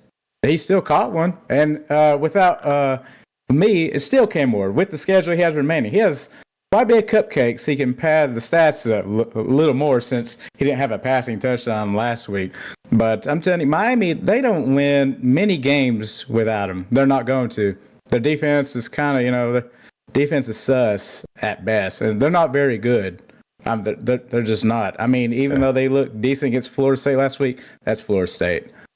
But to me, I still think it's Cam Ward or it's going to be Jeanty. If Jeanty can, teams are going to start focusing on Jeanty regardless, and they're going to do everything they can to slow him down. So it's probably going to hurt him. But if it's not going to be Jeanty, I still think it's going to be Cam Ward as long as he doesn't have a major hiccup at some point. All right, Jordan, what about you? Who you got taking it home? I'm going to tell you right now, this man's getting no love, and he absolutely should be. Let's face it, Dylan Sampson is the best offensive player in the SEC. In the SEC. We can look back to the first 7 games. He's had 838 rushing yards, 144 carries, and 17 touchdowns. Mm-hmm. When Henry won it in 2015 through 7 games, he had 152 carries, 12 touchdowns, and 900 yards. Ingram had 135 carries, 8 touchdowns, and 905 yards through 3 games. Yeah. And Reggie Bush had 94 for 812 and 10 tutties. I mean, through 7 games, he is on as good a pace as the last 3 running backs to win. Yes. So, I mean, I don't understand why he's not getting the respect. I mean, hey, I love what Jeanty's doing, and if he breaks that yard record, then I think that should be your Heisman. Outside of that, though, he's not playing against, NFL first rounders in the Mountain West. Yeah. I mean, I understand his offensive line aren't, starting, NFL offensive linemen, but at this point, you got to take competition into consideration and look at who Dylan Sampson's doing this to, not just how much has he done. Yeah. I think just to I guess piggyback on that, Riddle, I'll get to you, but if he does well against Georgia, I think he thrusts his name into the Heisman candidacy easily. That'll be the game. Yeah. If he makes a statement there. Riddle, what you got? This year, outside of Oklahoma, he's rushed for 100 in every game this year. Yeah. Riddle, what do you got? Of guys that I think that are up there right now that could win it, I'm still thinking that, and that this is not who I want to win it, This is who I think's going to win it. Mm-hmm. If Oregon goes undefeated and makes the number one, say they're the top seed in the playoff, I bet you money Dylan Gabriel wins that award. Now, who do I think should win it? I think Cam Ward's having one of the better seasons of any of them. But Genty's fell off the pace. I don't see him getting back on pace at this point. Yeah. So I think that's the reason he's fell to fourth. But Cade Klubnik's played fantastic since that first game against Georgia. You know, he went 18 for 29, 142, and an interception in that first game, and was sacked. He's only been sacked 5 times this year, and 2 of them were in that Georgia game. So since then, you know, they were 6-0. They're currently ranked 11th. He's 146, 219 on the year, 1,836 yards, 20 touchdowns to 3 interceptions, and has 41 carries for 227 yards and 4 more touchdowns. So dude's been playing really good since that opener. Okay. Did you pick one? Did you pick Dylan Gabriel? Is that who we're going to go with? Yeah, I'm thinking if they continue to win, he's just going to keep going up. So Okay, I mean that's fair. So crazy. I just to throw my name, I've got Ward. He's averaging 362 yards per game, 24 touchdowns, 5 picks, and honestly, he had 7 games in a row with over 300 yards passing. He's got FSU, Duke, Georgia Tech, Wake Forest, and Syracuse left, and then a title game. He's going to set some records in the ACC, and I think he's just going to end up getting it because honestly, the competition. Jordan, you're right. Competition should matter, but it's unfortunate the Heisman has kind of shifted to more of a quarterback. It's kind of going to the NFL MVP award. It's kind of starting to migrate that way. He's got to watch that Duke game. That could be a sneaky 100%. spot for him. 100%. Now he could Duke trip doesn't do up. much well, but they play defense. He could trip up. So at this point, I still think anybody's game. It depends on, like, you know, Travis Hunter could go out and have 3 picks in a game, and all of a sudden we're talking about him next week. So with that said, Riddle, I want to ask you, who is the dark horse? Who can sneak in of all the names that we haven't touched on? Well, I have 3 guys wrote down, and the first one I'm going to touch on, Jordan's already touched on. And if it was a true MVP award, you couldn't give it to anybody but Dylan Sampson because Tennessee is not where they are today without him. Facts. Jordan went over his stats and everything. He's 13th in the nation in yards, and he's 3rd in touchdowns. I mean, the dude has put Tennessee on his back at times because Nico is a freshman, and he's had some growing pains, but Dylan Sampson has ran his ass off all year. The other 2 guys I got on there is Colorado's quarterback, Shedeur Sanders. How he's not even in the talk, and I know Dion had his little spiel when he was being interviewed the other day, but if you look at his stats, he's 220 of 300 for 2,591 yards, 21 touchdowns, 6 picks, and has 3 rushing touchdowns to add to that. Mm-hmm. The dude has been sacked 25 times this year for a loss of 196 yards. You know, Colorado's ranked again. They're 6-2, and Shedeur is ranked 6th in the nation in yards, 4th in completion percentage, and 3rd in touchdowns. How that guy is not getting any love is beyond me. And the other one is for the Cinderella we're all pulling for, and I mean the guy has to be talked about, and that's Army's quarterback Bryson Daly. I mean he's having a big year. Yeah. For what they do, he's having a huge year. You know, he's 27 of 47 passing, 629 yards, 7 touchdowns, no picks. Not too surprising there because they don't throw the ball a lot. But he's got 138 carries for 909 yards and 19 touchdowns. He's 10th in yards, 1st in rushing touchdowns, 4th in QBR, and 1st in scoring. And he's tied with Genty at 1st in scoring. So Army's 7-0. They're ranked 21st. They're 1st in the nation in rushing. So, that's a great take, Riddle. I just want you to read the last comment. I couldn't help but break character. All right, Jordan, who you got? Dark horse candidate. What was the last comment? Troy said, "Riddle, I'm giving you Pardo's training pay tomorrow for the Sampson love." All right, Jordan, who you got, buddy? What was the question? Dark horse. Yeah. Off the beaten path, I guess. I mean, man, I would love to see Bryson Daly win it. I think if they can go undefeated, beat Notre Dame. I don't think he wins it, but I think he gets an invite. He's one of the five yeah. or one of the four that get the invite to New York, I'd support which that. will be huge for him and that program. Yeah, I would support Be that. absolutely massive, Yeah. massive for Army. I mean, huge. Just yeah, it'd be great. That'd be great. I mean, that would just make the Heisman worth watching because it's like you said, it's not even really worth watching. Yeah, I probably actually turn it on just yeah. to see him and his the video and speech and stuff. Tony, give me a dark horse. Give me a dark horse candidate. Well, hell, I think we about went over it all. I got one. I got one. I got one. You still got one? Like, that has legit chance to crack. Yes. To He is crack. currently sixth in odds. So he's sixth. Carson Beck. And the reason I say this, not. I know. There's no way. Hold on, Riddle. Hold on. I've got. Just let me just have this, okay? Let him cook. So he's plus 4,000 odds. So that's how far fifth and sixth drop. I mean, it's pretty significant. He's plus 4,000 odds. But we just sat here and said, Dylan Sampson, it's based on who you play. Georgia has a schedule remaining. They've got some of the best wins in football. If they go out and he plays like he played against Alabama, against Tennessee, I'm not talking about the picks. He goes out and he actually shows up, takes care of the football. If he takes care of the football and he wins the SEC title game after the showing that he had against Alabama, I mean, he's going to be as good a quarterback in the country as there is. So I just saying, I'm not saying, I said dark horse. It would take a lot. It would take a lot, but it could happen. It could happen. He would at least be invited to New York. So, I mean, and at that point, he's a legitimate candidate. So, yeah, he has to play Superman football. Yeah, he does, but it's possible. Just like Dylan Sampson, it all hinges on one game right now. Yeah. And I think that's the way it's going to play out for both those guys. So, okay. Well, so this came up last weekend, and we had a real conversation about it, but I don't think any of us really kind of dove into it too deep because it was pretty damn complex, and Riddle sent us a breakdown of it, and it's still confusing as hell. So the SEC breakdown of the SEC title game, we want to know what's the path to get there.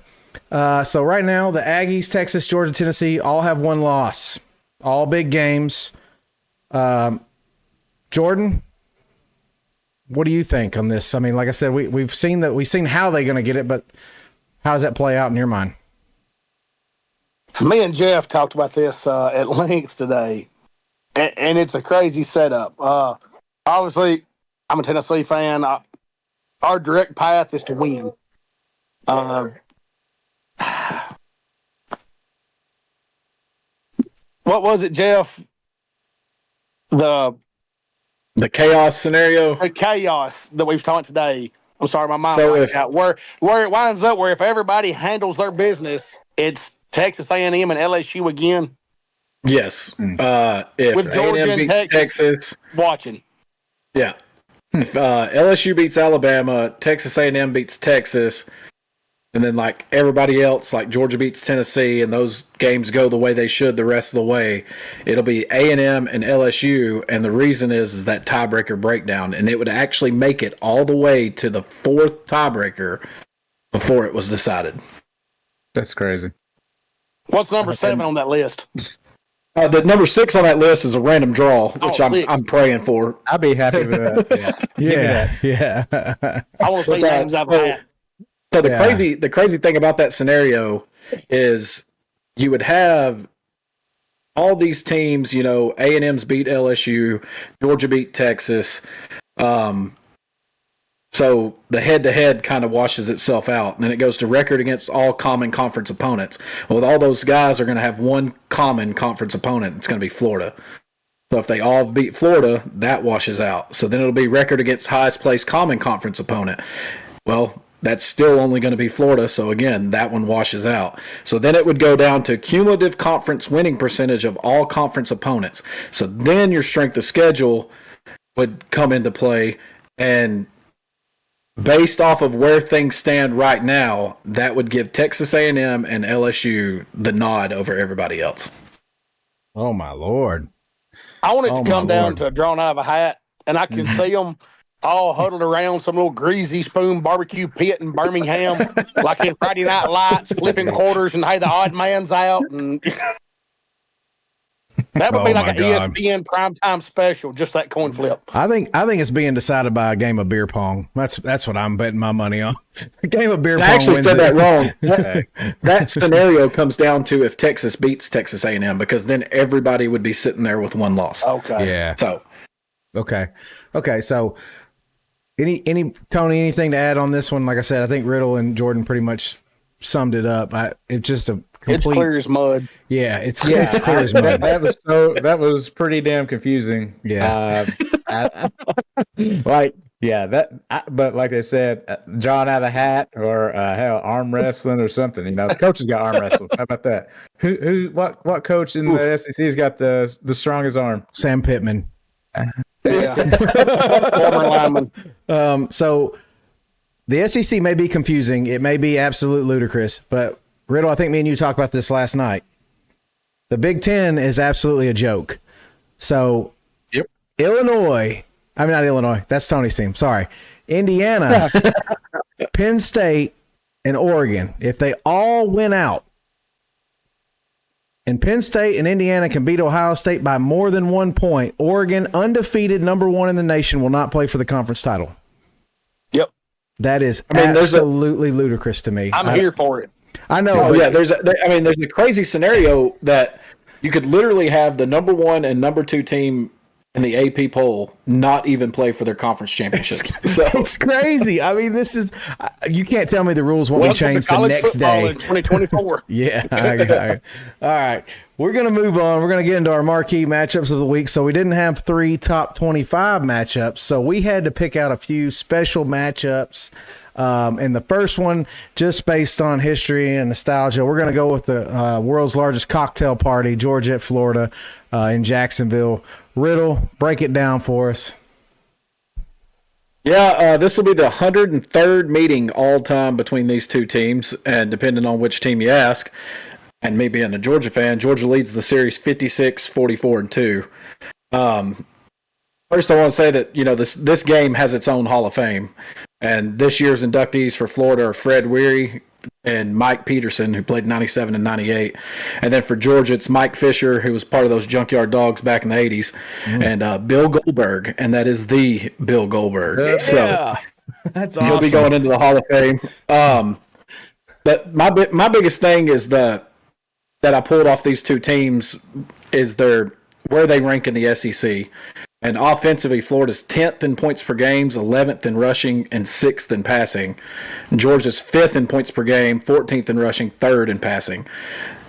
That right there, Georgia being 14th in rushing, is absolutely crazy because you've never seen that from a Georgia Bulldogs team.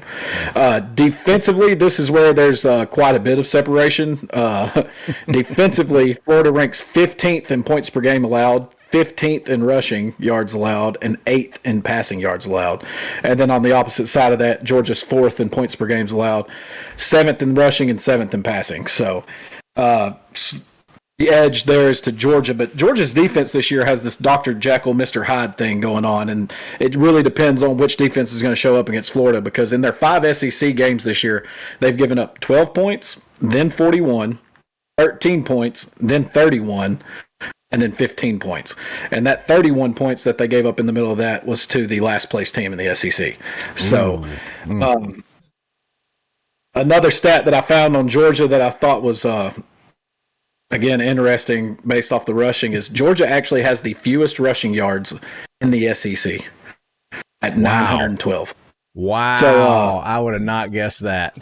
Yeah. I told you that last week. Yeah. So, Yeah. With this, Florida ranking 15th against the rush, I would love to see Georgia establish a run game, take some of that pressure off Carson Beck, because the reason he's, went backwards this year is because they're putting it all on him. He's throwing the ball more than he's ever thrown the ball in his life, and he's thrown 8 interceptions in his last 4 games. And if you can run the ball and if you can establish a run, that's gonna open up the passing game. It's a tale as old as time. So that needs to happen. For Florida, this is DJ Lagway. This starts his trial by fire. The rest of his schedule's awful. And he's going to grow up quick. He's going to get a lot of experience against a lot of good teams. You know, he's got Georgia this weekend, then it's at Texas, home against LSU, home against Ole Miss, and then they get Florida State at the end. So That's a win. Get a pat Saturday to finish it up. This is his second start. Yeah. He started against Samford earlier in the year, threw for over 400 yards. This is his first SEC start, and what a matchup for him to start in. The one stat on him that I found interesting is he has 9 completions of over 40 yards this year. And we've talked all year about Georgia's secondary and how they've gotten out of position. And if they do in this game, he's going to take that shot. I mean, what do they have to lose? Yeah. So, my player highlight, for me, it's going to be Trevor Etienne. And there's history there because he played his first 2 years with Florida and ran for 1,472 yards and 14 touchdowns for him. So,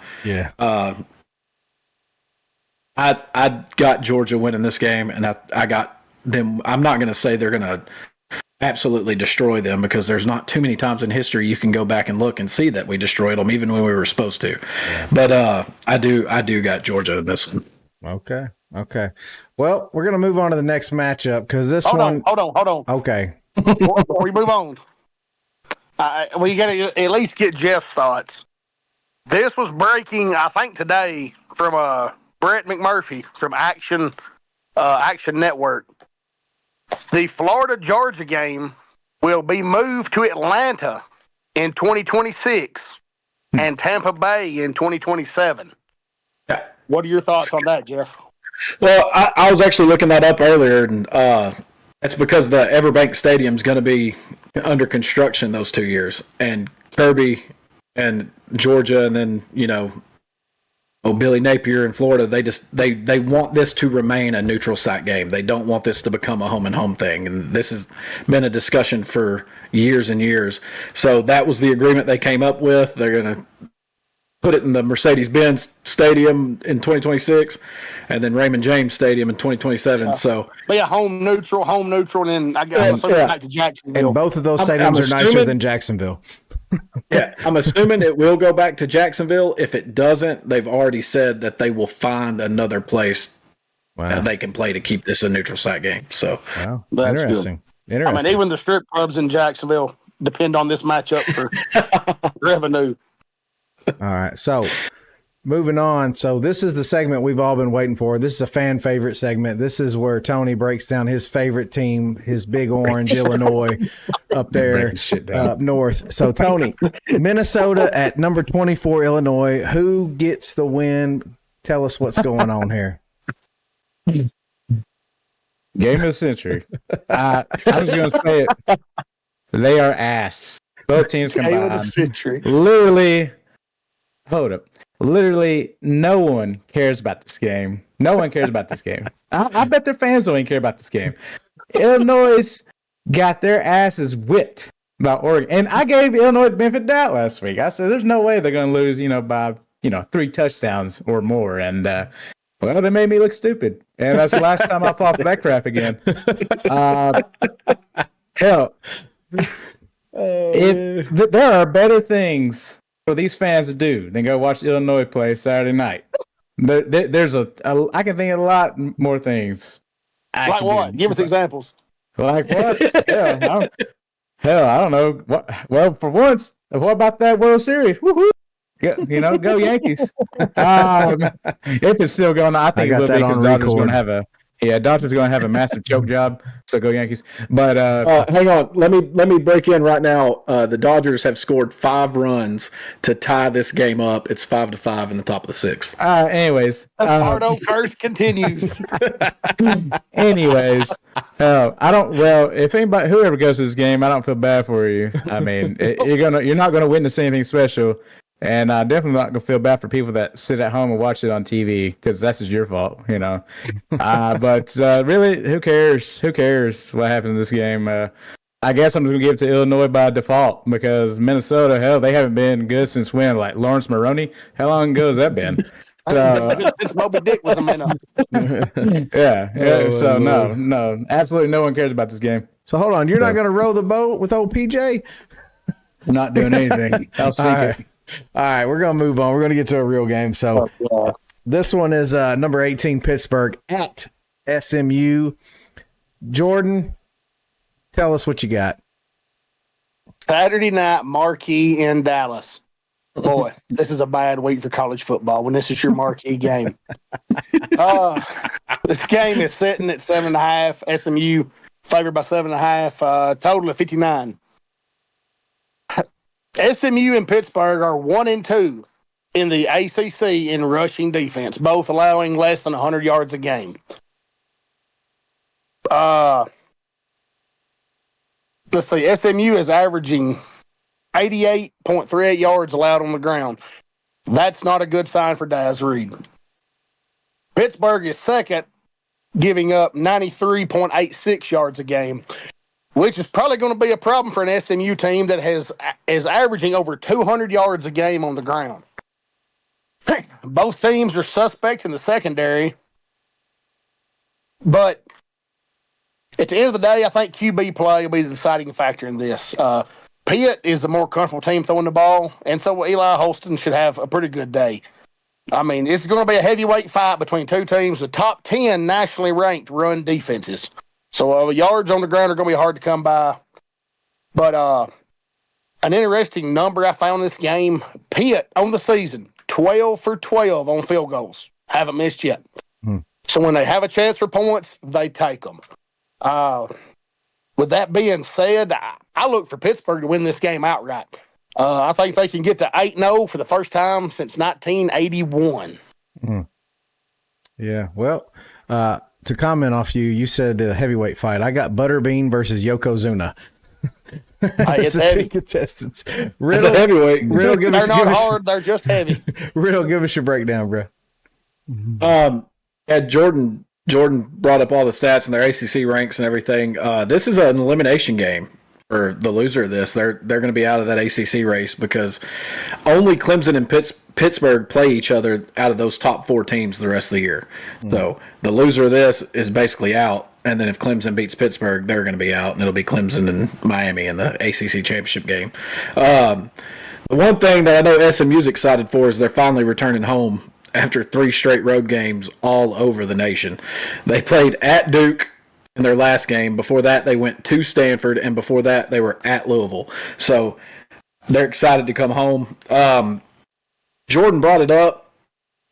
Pittsburgh is definitely a much more comfortable team passing the football. That Kevin Jennings, he's 110 for 171, 1,594 yards, 10 touchdowns, 5 picks. But Eli Holstein, he's 138, 215, 1,805 yards, 17 touchdowns, 5 interceptions. I do think it's going to have to come down to the quarterback play because both of these teams do have great rushing defenses. But I'm picking Pittsburgh in this one. Okay. Tony. And I mean, SMU is only throwing attempting 24 throws a game. Yeah. If sledding becomes tough on the ground, they're not going to be really excited to come trying to sling it all over the yard. Yeah. Tony, break it down for me. I'm not going to break much down. I am going to say, though, that I am disappointed at SMU. I guess I expected a little bit more out of him last week against the team that is now has no business being 6-2. Going in there and basically they didn't lose a game because they managed to block a field goal against Duke. I think that's pretty pathetic. Now, they switched QBs last week. Kevin Jennings, supposedly the offense was rolling better last week with him, slinging it around, but I don't think it was that better. He was he was what? They switched QBs, right? So Yeah. the offense looked stagnant. It actually looked worse than it had previously. And I know, Duke, they got good defense and whatnot. But SMU, we came in ranked. This was their opportunity to.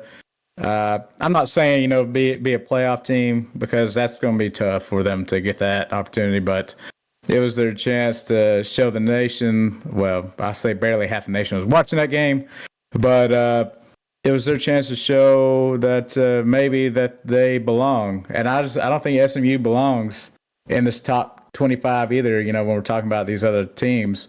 Now I know outside top 15, it's it's cloudy anyway, so a lot of these teams are kind of up in the air. But I do like Pittsburgh. I've liked them all year. I just like the way they play. You know, they don't. They're what's that word I'm looking for? They're gritty.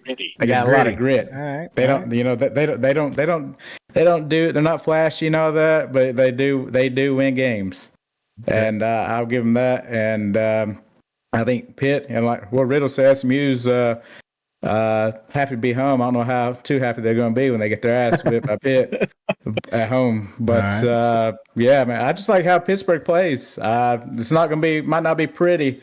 Last week was real pretty for them. But no kidding. last week was super. Yeah, last week was real pretty. I'd take it subtle jab. I do like Pitt in this game at SMU, regardless. All right, so Real quick, you talked about Kevin Jennings last week, Tony. His highlight of the week against Duke, he had an 81-yard touchdown pass to Roderick Daniels. Yeah. In the third quarter. Mm-hmm. On the week, he was 13 for 24 for 258. Mm-hmm. He had that one touchdown, and he had 3 interceptions against a Pitt defense who had 3 pick sixes last week, not counting the other interceptions. I smell another one coming. It's funny. It's funny y'all say that. So SMU is 5-0 against the spread at home. So they when they're at home they cover. So when Riddle said that they're probably going to be glad to be home, they're going to be happy. The problem is that game last week, like Tony mentioned, they turned the ball over like crazy, and you're going against a Pitt defense that looks for the ball at any chance they can get. And I'm just going to echo what I got Pitt winning this, staying unbeaten due to QB play. That's exactly what I said. And I actually think Pitt's defense is probably the more complete defense. So I'm going to say Pittsburgh as well. So, all right, moving on to the marquee game of the weekend. I think we can all agree with that. And that's Ohio State at Penn State. Tony, break it down. What do you got, buddy? I'm not going to give you much stats and all that, but I'm going to say my boy, Tyler Warren, Penn State tight end, best tight end nation. I hope he's ready to put Penn State on his back. Put him on his back, big dog, and whip these fucking Buckeyes. I'm tired of hearing about them. Throw the stats out the water. I don't want to hear anything about stats about how, you know, we all know Ohio State's their stats are like top 10 and everything. But who cares? Where was that at last week against Nebraska? Where was that last week against Nebraska? Okay. Don't give me the stats. They do this well, this well. No, they really don't do anything well. You know why they do things well? Because their schedule's watered down. Okay. They played Oregon, right? Yeah, that was close. It wasn't Oregon at night, but still, that's the game that they're supposed to win. Regardless, you know, that was the game they were supposed to win. They were favored. They're Ohio State, Ohio State. They're the big dogs. They weren't supposed to lose the game, and I'm just not a believer in Ohio State. Penn State. Now I'm not a big fan of them either. But I do love Tyler Warren. You know, you can't trust Penn State either in these games. It's really this to me just feels like a toss up. I'm hoping that Penn State can pull this one out of their rear ends and end this shit of Ohio State, you know, being a top 10 team. But knowing if Ohio State does lose, hell, they'll probably fucking keep them that one spot, the spot they're in right now, just because it's Ohio State. That's just how it is. Jordan, what do you got? Well, you got Ohio State has several injuries on the O-line, and that's not, you know, a big concern. You know, with cluster injuries, you're missing one guy. Yeah, you can plug that. You start missing 2, 3, 4 people out of position. Things can go downhill quick. Drew Aller is going to be a game time decision. The last I saw, but last week he was replaced by Bo Pribula, who went 11 for 13, 98 yards and a touchdown in that second half against Wisconsin. Man, this game, it's mediocre Melvin against just a guy that's awful. Head coaches, I'll give it to you right now. Ryan Day against top 5 opponents. He is 2-7. He's scoring an average of 29.2 a game. His teams are allowing 34.4.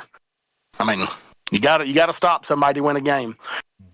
He has a turnover margin of -3 in those 9 games.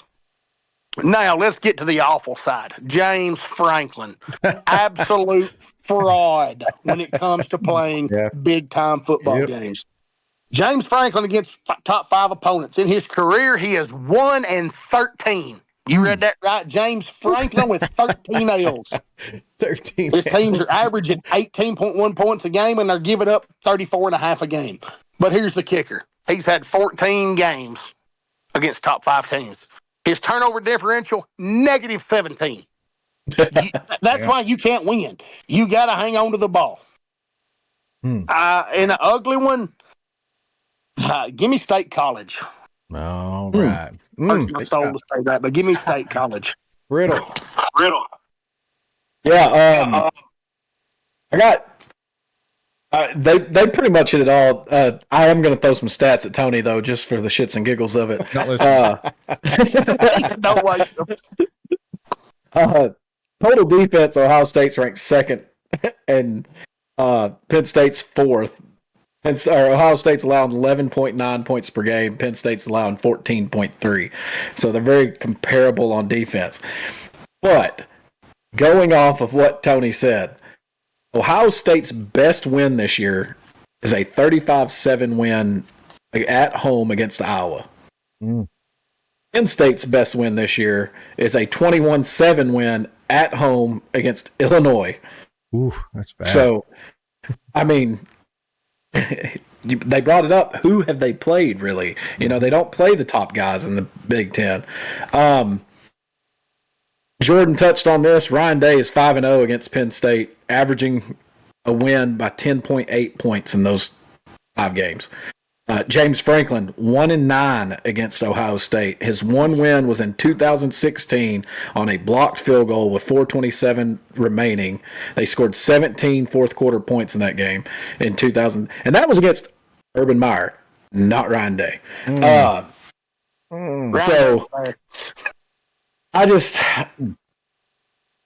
it's really like, who's going to struggle the least in this game? Ohio State's spent a lot of money, and all year they've said they got the two of the best running backs in the nation, in Quinshon Judkins and Travion Henderson. That O-line being banged up is obviously going to cause them all kinds of problems, because neither one of those guys did anything against a Nebraska team that got blown out by Indiana. So, Tony's guy here, Tyler Warren, he's got 47 receptions, 559 yards, 4 touchdowns. He's got 7 carries for 40 yards and a touchdown. And he's also 2 of 2 passing for 26 yards and a touchdown. The dude can do it all. So I think this is really going to come down to what quarterback can limit the mistakes and who can make the big play to win this game. And I'm going with Ohio State. All right. So Ohio State has the best roster that $20 million can buy, and it's almost like watching a Under Armour high school All-American game. They cannot seem to get together and be cohesive. So Penn State's Drew Aller not being 100% is probably going to affect them, and I'm not going to take up any more time. I think Ohio State is trying to play to avoid drifting off into the nothingness that is third in the Big Ten as far as a program. Not as far as the year goes, but as far as a program, they cannot – they can't drift that far back, and I think Ohio State finds a way ugly to win and beat Penn State. So with that said, we are going to go into our top 25 selections for the week. Riddle, give us our standings from last week and our overall standings for the year. All right. Well, Chris won last week. He went 14-1. Jordan and Tony both went 13-2 last week. Brandon, me and you went 12-3. Mm-hmm. Overall, I'm 44-5. Brandon, you're 42-7. Tony, you're 40-9. Chris is 40-8, and Jordan is 39-10. Okay. To this point. So, and just for clarity, both of y'all, Jordan and Tony, y'all both picked Penn State, correct, in that game? Yeah. I'm still on the fence. Okay. Okay. He'll announce it later. We'll go over it again. Just for clarification and for transparency, I don't have Chris's selections. So as long as he gets them to me, we'll make it work. Yeah, I mean, you can text them to me. I'll write them down. All right. So starting with San Diego State at number 15, Boise State. Tony, what you got? I'm just going to roll by Boise State. And the only reason because San Diego State is terrible against the run. So, and it's not like San Diego State's a powerhouse. So, give me Boise. Okay. All right, Jordan. Boise. All right, Riddle. Yeah, I'm going to take Boise State, and the reason is I'm not going to say Genty got shut down by UNLV by any means. He still ran for over 100 yards, but I have a feeling they're going to feed that man the football and try to get him back on pace. I don't think they do get him back on pace, but they will win this football game. They'll be on blue turf. Yeah, I'm picking Genty State. So, Genty State. Genty State. All right. So moving on, the big game early. I don't know why anyone would want to have a game this early. 11 a.m. I promise Number you, I'll 4, probably be Ohio watching it. State. I might. At number 3, Penn State. Tony, you're the only one that hasn't made a selection Yeah, in this no. game, so you got to pick. I think I'm going to stick with it. My boy Tyler Warren. Ooh. I don't think Ohio State can stop him. So give me Penn. All right. So timeout. All right. He's got Penn State. So I've got Chris's picks now. So go back, Riddle. Boise Okay. State for the first one, Yep. and Ohio State for the one we're on. So he said, wear all the damn white you want. It ain't going to damn matter when you're bleeding red. Anyway, with that said, all right, going on. Duke at number 5, Miami, Tony. Give me Miami. The U. Jordan. Give me the Canes. Riddle. Yeah, Miami. They're going to Yeah. win this one. As boring as this sounds, me and Chris pick Miami. I mean, they're 20-point favorite. It's probably a safe bet. All right. 19 Ole Miss at Arkansas. This one's interesting. Tony. Yep, I was about to say, I've talked shit about Ole Miss so far all season, and rightfully so, deservedly so. But I'm not gonna buy into this Arkansas Razorback little mini. Well, they're not even on the run. They're about 500 in the last 4 games. I only one win against Tennessee because we always have that one stupid game that screws us. And they beat a young Mississippi State team last week. I'm not going to go crazy just because they put up, 58 points. So, with that being said, give me Ole Miss. Okay. Jordan. I want to like this Arkansas team, but I just, even at home, I think Ole Miss, it just has too much. Give me the running Rebs. All right. Riddle. Yeah, I did look into this game because I want to believe in Sam Pittman and what he's doing at Arkansas, and I do think they have a lot of fight. However, Ole Miss they're going to have to fix some things on their defense. They've looked suspect at times for sure, but who hasn't? But I think their offense is just too much for this Arkansas team, so I got Ole Miss. All right. So Chris went ahead and he got Ole Miss, and I'm going to pick the Land Sharks just because I think it's a good beer. All right. Moving on. We're going Air Force at number 21, Army. Tony. Army. Yeah, there it is. It's gonna be a killing. So Jordan. I mean, Army, this Air Force team is like 1-6. They're bad. They may not score. They bad, yeah. That'd be awesome. Riddle. The over-under in this is 41.5, and I would be willing to bet Army puts that up by themselves. So I've got Army in this one. Yeah. All right. Chris got Army. I got Army. No frills. Another tough game here. Minnesota at number 24, Illinois. Tony, I know you already gave us. No. Well, yeah, you did pick. Did you pick Illinois? Yeah. I think I said by default. Hopefully, this is the last time I even have to mention them. Big Orange, go Illinois, go Illini. It's so ridiculous. A team to get murdered, a team to get killed doesn't drop out of top 25. That's insane. I don't care if they're 6-2. Duke is 6-2 also. Hell, give Duke that 24. Not Illinois. Shit. They got beat too, though. Not so fast, my friend. Get out the paddles because we're going to row the boat this weekend. Row in the Give me damn Minnesota. boat. Golden Gophers. Get on the damn. I'm rowing. All right, Riddle, what you got? So the odds makers in this game, obviously, they're pretty good at their jobs when they put these lines out. Currently, Minnesota is a 3-point favorite on the road at Illinois. And looking at it, I'm rolling with y'all. I've got Minnesota in this one. All right. Well, Chris said, "Go Big Orange, Illinois." He wants this Go segment Big with Orange. Tony to keep going. He wants Tony to keep having the spotlight. And I'm He said saying go Big this. Orange. I'm saying this. I'm on the fucking boat. We're rowing across the damn Delaware, and we're gonna beat Illinois like this. We're gonna be sitting there like in Minnesota. Give me Minnesota. All right. The fighting flex. Here we go. Number 1, Oregon at Michigan. Tony, who you got? Oregon, and Oregon lose, but they need to drop out top 25. Jordan. Lose this game. Jordan. First to worst right there. Give me Oregon. I think this line has come down. There's some 13.5s out there.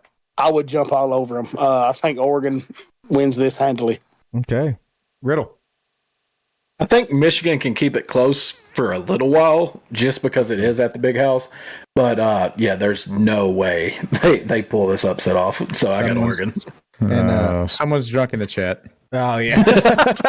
Hey, man, Tony, we don't judge, buddy. We don't judge. Hey, we'll get to that in just a second. Yeah. So anyway, with that said, Chris has got Oregon, and I'm gonna say this. I'm going with Oregon, but I think Dylan Gabriel could lose his number 1 spot in the Heisman in this game.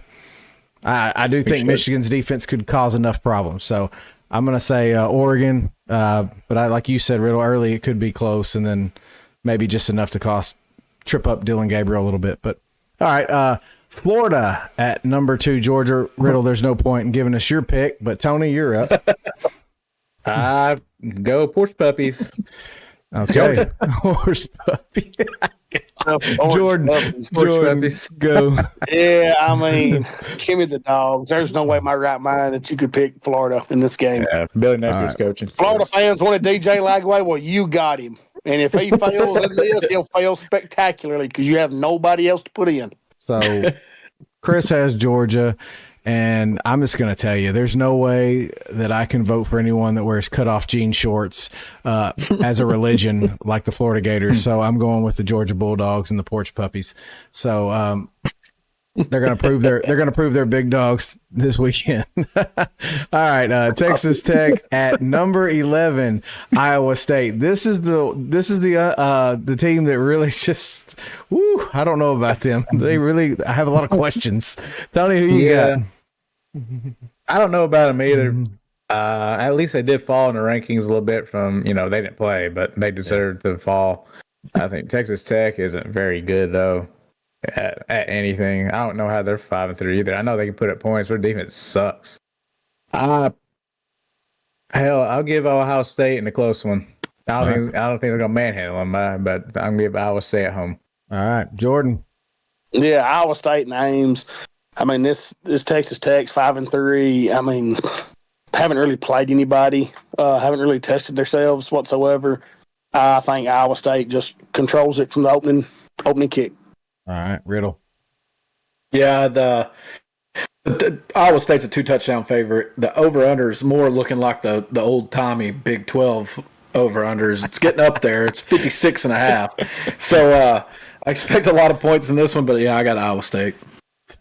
So I got the chat. Jordan's on a roll in the chat. He said you can watch this game on ESPN 8 The Ocho right after the dodgeball championships. Yeah, me and Chris got Iowa State. It's too tough to go against the spread, even though I just have no confidence in Iowa State, and I don't know why. So with that said, number 13. Well, who did you go with? I went with Iowa State. Oh, Yeah. The spread, sometimes you just got to trust the money.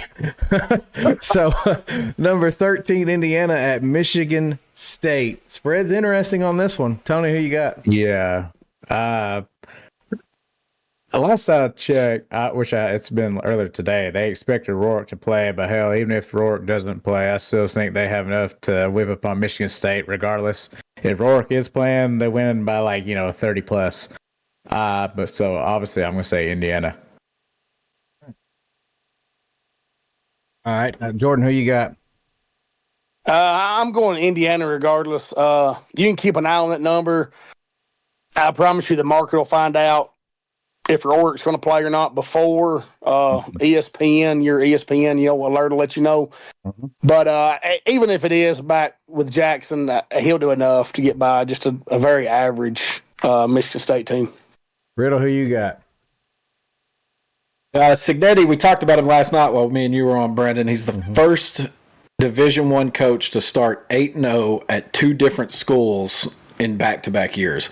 The dude's a great coach. He's going to have that team prepared. I know the line is 8 right now, but I think Indiana wins, and I think they cover. All right, so Chris has got Indiana. Give me Cignetti. Give me Cignetti. That's all you need to know right there. Cignetti said he's ready. He's ready to shit on him. All right, Cignetti. All he does is win. All he does is win. I need to get me one of those towels. I'm not an Indiana fan, but I need one of the cigarette towels. I absolutely need it. It's classic. That's the kind of man shit we need more of in college football. All right. With that said, Kansas State, number 17 at Houston. Who you got, Tony? Fuck this team, first off. And I wish I could pick Houston, but Houston's just so bad. Kansas State's going to run all over them. They're going to run wild. Give me Kansas State. All right. All right. Sorry, the chat's got me tripping again. All right, Jordan, who you got? Emaw. Give me the Wildcats, big. Riddle just saw it. Riddle, who you got? We're gonna get. We got a Riddle. Who you got first? I got Kansas State, so we can get to some of these comments. Me and Chris got Kansas State too, and Jordan Saylor asked, "Who's your team, Jordan? You look like a Razorback fan." Yeah. Ain't no bacon bits on this side. I've been on Rocky Top A1 from day one. So Jordan Saylor, hey man, he said I love you guys already. We love you too, man. We like when you come in here throwing that fire. All right, and Kippy, yeah, if you can get us a towel, Kippy, we definitely take one. Riddle put it on his wall. We'll take a towel. Yeah, I mean, if you can get one, get it. Let's go. There. I mean, hell, wait, we're Indiana fans for this year. If that's it, if they don't go any further, we're Indiana fans for now. Troy said, "Holy shit, Jordan," to that comment, but he being a Razorback fan. What? Oh, wait. Troy said, "Holy shit, Jordan," because Jordan Saylor said that you look like an Arkansas fan. Yeah, well, Troy said, "Holy shit." Sometimes looks can be deceiving, and sometimes they're spot on. Yeah. All right. Yeah, there'll be no bacon bits here. All right, number 10, Texas A&M at South Carolina. Interesting game here, Tony. Who you got? It is because for some reason this gives me flashbacks from 2 years ago. Obviously, you know what game I'm talking about. Uh-huh. Sandstorm, baby. Well, the good news, Tony, is Michigan fired that coach. So there'll be no signs handed out. There'll be no defense wearing the wristbands. Who you got, Tony? Yeah, so with that, I'm going to go A&M, baby. All Go. Right. All right. Jordan, what you got, buddy? Carolina is sneakily good on defense, and they're good against the run. They're good against the run, which we all know that's Elko's bread and butter right now. But I think A&M's just too much for too long. A&M probably wins it by possession late. Wins it by 6 or 7. All right, Riddle. Yeah, I said last week that for A&M to beat LSU, Marcel Reed had to play in that game. And they brought him in, they handed the reins to him, and he took over in that game. And that was a huge win. This could potentially be a letdown, especially because I'm expecting Marcel Reed to start. And he is a freshman. And I mean, we know South Carolina can be a tricky place to play sometimes. Mm-hmm. But I do have A&M winning this one. I want to see this A&M team play Texas in a big game at the end of the year. So I'm taking A&M. Okay. Chris has got Texas A&M, and I will say this. If for some reason Reed does not start, Texas A&M deserves to lose this game. So I'm just going to say that. We all can agree with that. Yeah. Connor Way, he stinks. The guy stinks. He's just absolutely terrible. And Marcel Reed's not going to be afraid of some damn Pit Viper sunglasses. Oh, yeah. So wow, got Texas A&M. Got Texas A&M too. So, all right. With that said, moving on. Another could be a good game, but Louisville at number 11, Clemson. Yeah, if Lamar Jackson was on the Louisville team, then it would be a fun game to watch. But I don't think so. Like Klubnik, he's playing really well right now. Now I know the last game they had against Virginia, their defense kind of had a little mini meltdown towards the end, but I think maybe some of that was just garbage time. They got relaxed and had some of the starters out of the game. But go Tigers. All right. Jordan, Pig Suey, what you got? Yeah, give me Clemson. I mean, this line's coming down. Don't be surprised if Louisville keeps this interesting for a while. I think they can find a way to score, but I think Clemson's just too big, too much, too fast, late. All right. Riddle. Of all the games that we have covered, this one has the highest over-under set at 63.5.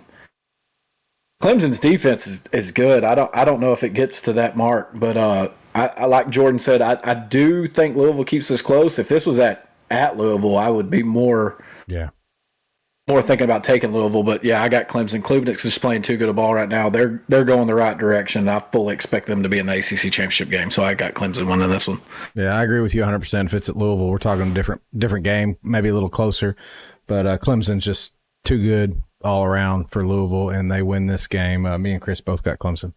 All right, moving on to Kentucky at Vols. Hold on. Before I say that, Jordan said that Clemson hasn't played top 25 team yet. Yeah, they did. They played Georgia and got Played Georgia. They got ass beat. They got beat today. They've done, but they have done what they were supposed to do against the teams that they have played. Yeah. Everybody in the nation can say that. 100%. That's true. Yeah, I'm living proof. All right, Kentucky at Tennessee. All right.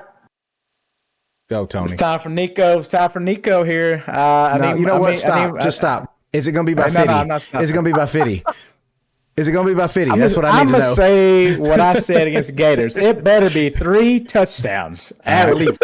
And if it's not, then I'm going to blame who again. Okay. Because this is ridiculous. And of course I'm taking Tennessee. There's no way we're losing this, but it shouldn't be close either. I don't care. So, Nico, if you're listening, just hit a couple shots down the field for the love of God. Yeah. Come on. Jordan. He said, choose your words wisely, Tony. Jordan, is it going to be Vols by 50? I didn't say garbage. I think Vols by 40 plus. Vols by 40. That's a big win. That's a big win. I think Dylan Sampson has a big day. I think he runs wild in the second half, starts padding those Heisman numbers. I think he'll pass Tennessee. He'll break Tennessee's rushing touchdown record this game, which has been standing since 1926. That's a crazy stat. If Nico hits a few of those deep shots, this could be 60 plus. So, it could be just a score because real quick too. This Kentucky team cannot find points whatsoever. The defense played good against Ole Miss. They held Georgia to 13. But then you've seen times are just not that great. I think Tennessee has a big day. Kind of a get right day the next 2 weeks before that big home date with the Porch Puppies. All right. Riddle. Yeah, so Kentucky's defense might be more Dr. Jekyll, Mr. Hyde than Georgia's defense is. Some weeks they look fantastic, and then other weeks they just look completely lost. I just don't know if they know their identity yet, and it's way too late in the year to be trying to find that. Yeah. Devon Dumas-Johnson, though, who I'm very familiar with, who transferred from Georgia there, he is having a good year. He's got 40 tackles, 2.5 sacks, and an interception. He is a stud, but I am going to say that Dylan Sampson does have a big game. He takes the pressure off of Nico, and if Nico can find 1 or 2 of those downfield shots, this game will get ugly, and I've got Tennessee. Okay. So I'm going to put it like this. I'm going to keep it simple. Me and Chris both got Tennessee. I think they're the better team. But I hope, for the sake of everyone watching right now, that it's within a 1-score game, and you get to come back here on Saturday night and witness the train wreckage that is Tony Pardo after the Vols don't win like they should, because it's absolutely a magical moment. It's like going to Disney World for the first time and getting to ride, the frickin' Space Mountain. So for those of you that haven't seen it, it's really a treat, and we hope for the sake of content that you get to witness it. Yeah. Oldest ride, longest line.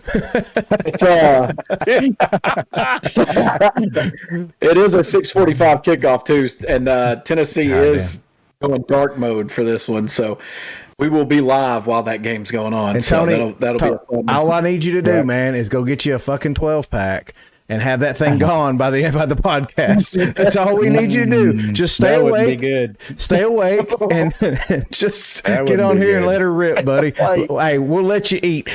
We'll let you eat. Let me eat. All right. So last game, we already picked it. Pittsburgh at SMU. Everyone picked that except for Chris, right? Chris picked SMU. Yeah, he picked SMU. So we're going to go into one more segment, guys, then we're going to get to some questions and comments because we do think that's important. So this segment we like to talk about is the UConn Cornelius Solid Gold Picks of the Week. Jordan, give me your record from last week. Let's not talk about that. Okay. Just give me That was last week was brutal. 0-3. 0-3. 0-3. Oregon, Illinois scored 38 points the first half and managed like 6 the rest of the games. You know, that kills an over. Texas Tech last week. We laid TCU minus 6.5. They were up 14-3 in control early and then just flat fell apart.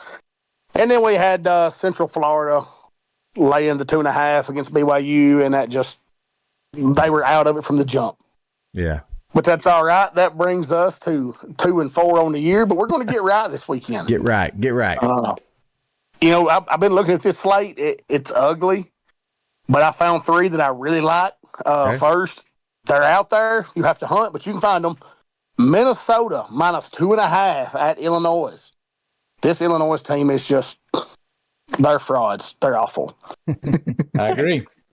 Obviously, I think Pitt wins outright, so we're going to Pitt plus 7.5. I mean, if you're going to give me the 7 and the hook, we're going to take it. There you go. I mean, this may be the absolute easiest bet I've seen in a long time. So much so, in fact, this is a bet the baby game of the year. You can put your firstborn on it. Tony, get out your coin purse. Jeff touched on this earlier about the Army and Air Force total being 41.5, and he thinks that Army could go over it by themselves. And he's not wrong. If that game gets over, it'll take Army doing it. But instead of making them score 41.5, we'll take the team total over 31.5 at minus 105. I don't know that Air Force can score. If Army has some respect for them late and just kind of lays down, kills the clock, fullback dive every play, they'll still go over 35 easy. So that's a guarantee. Put your mortgage on it.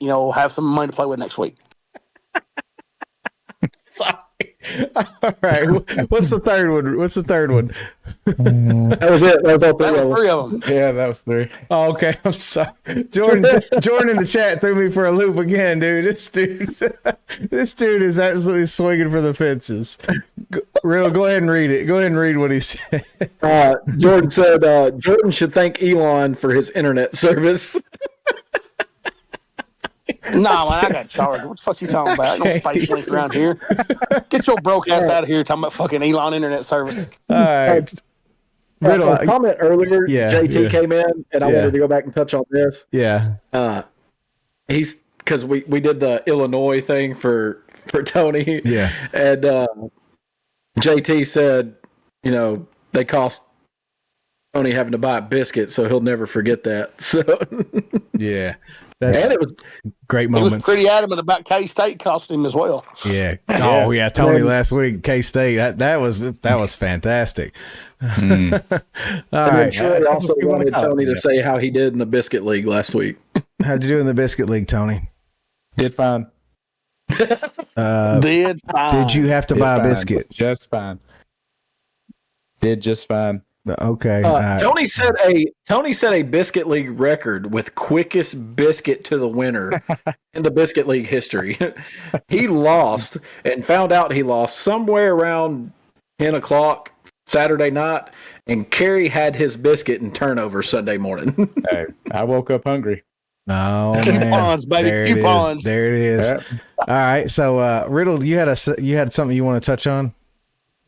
That was just okay. All right. Well, Troy said can't be as good as watching you during a Bama game, Brandon. So I guess he was referring to the Tony comment. Seeing Tony.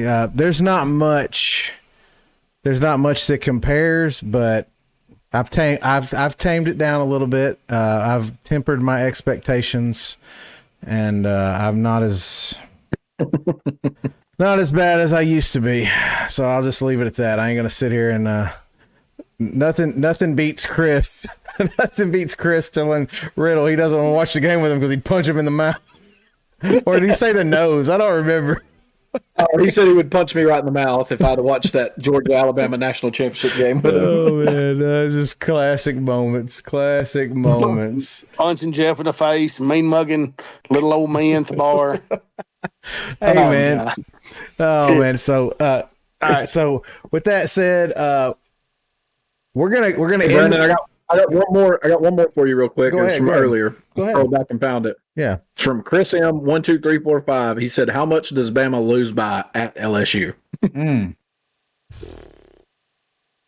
Honestly, like, I'm a Bama fan, and like I said, this is one of those reverse psychology things. Like, I hope I'm wrong, and I hope the real Bama comes out and shows. But like we said, this might be the real Bama, and I think honestly, with the receivers that LSU have, and it being at LSU at night, I think it could be by 13. If Milroe decides to come out and play like he played last year against LSU and actually commit to running the football, LSU's defense is not good. If he commits to running the football and actually takes what the defense gives him, then we can score with anybody. But that's the problem. That's the problem. What the? Did you see his comment? Jordan he said, "Riddle live from Biden's basement." Fuck. And it's so. Oh my god, dude! I can't even. Is it shower time yet?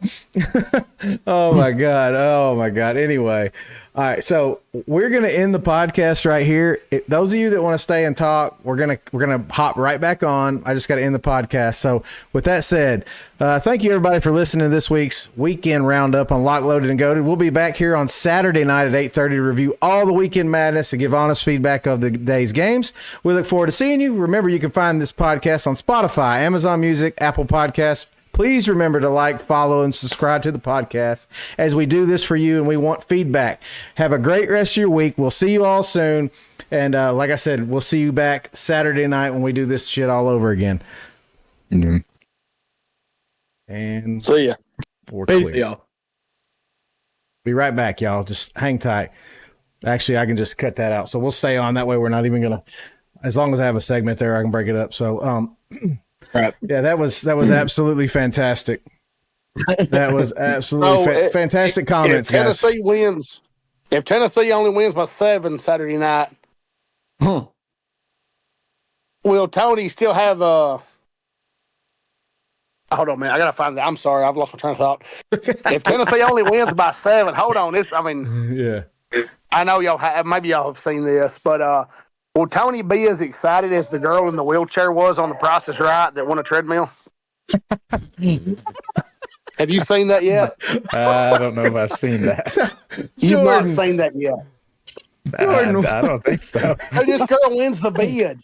And if you'll bring her on stage, and he was like, wrong with you? Drew Carey's like, show her what she can win. He's like, it's a brand new treadmill. This is terrible. Oh my God. Kippy said, I'll be back to watch Saturday night. Jordan crying. Oh yeah. Okay. So, okay. That's good. That's good. And then we're not going to be crying. Come on, Jordan Saylor said Starlink must be out when you lost your train of thought. He might have. Oh my God, this shit is great. Hey, we appreciate every one of y'all. We appreciate y'all being here. Like I said, we just we love talking sports. So we apologize for not being as interactive as we can be during the podcast portion, but we definitely, like I said, Saturday night is a free for all, and we typically will go over all the comments, especially when we got them flowing in like this. This is fantastic. This was classic, dude. This was classic. Jordan Saylor coming in big. Go ahead. Little score update for Tony here. Sacrifice Fly by Giancarlo Stanton in the 7th inning. Yankees retake the lead 6-5. Well, I just sent you that video, Brandon. Okay. Okay. So real quick, did y'all hear about the helmet comms that weren't secure? I did see that pop up. Yeah. So and listen, this is only the first one to come out. Like I can't remember the school. What was the school? It was Texas Tech. So apparently they reported the Big 12 that their helmet communications were anyone could pick them up on a frequency. And I thought that was absolutely weird. And I wonder with this moving forward how big of a deal this is going to be. I don't know. I mean, I'm sure there's technology. Texas Tech, which I know they stink. I'm not trying. And that didn't help them. No. Someone was hacking into theirs. Yeah, well, this is what the article here that I've got pulled up says. Yeah. It says Texas Tech athletic director Kirby Hocutt said he raised the issue during a call with the Big 12 athletic directors Tuesday after learning the Red Raiders helmet communications were unencrypted and accessible to anyone with a scanner and knowledge of how to locate the frequencies. What in the fuck are you wearing? Oh my God, dude. What is this shit? Damn. Cowboy. That's what Yankees need to do. Channeling his inner Coach Prime. Dude. No, Jordan. This is Alberto Reynolds. Yeah. No, if he had that Jerry curl out for Halloween next year, dude. he had that neon hoodie. He had that neon hoodie from last year that he wanted. Oh my God. Tony Prime. Tony Prime. Alberto CP. Reynolds. A comment here that I want Tony to comment on. Kippy in the chat said, "What are you talking about? 7th inning? Who still watches baseball?" I mean, you're All right. these Baseball guys- is over. Baseball ended like some months ago. So can we be honest about something right here, Tony? You wearing that hat, the camera doesn't even know how to focus in on you.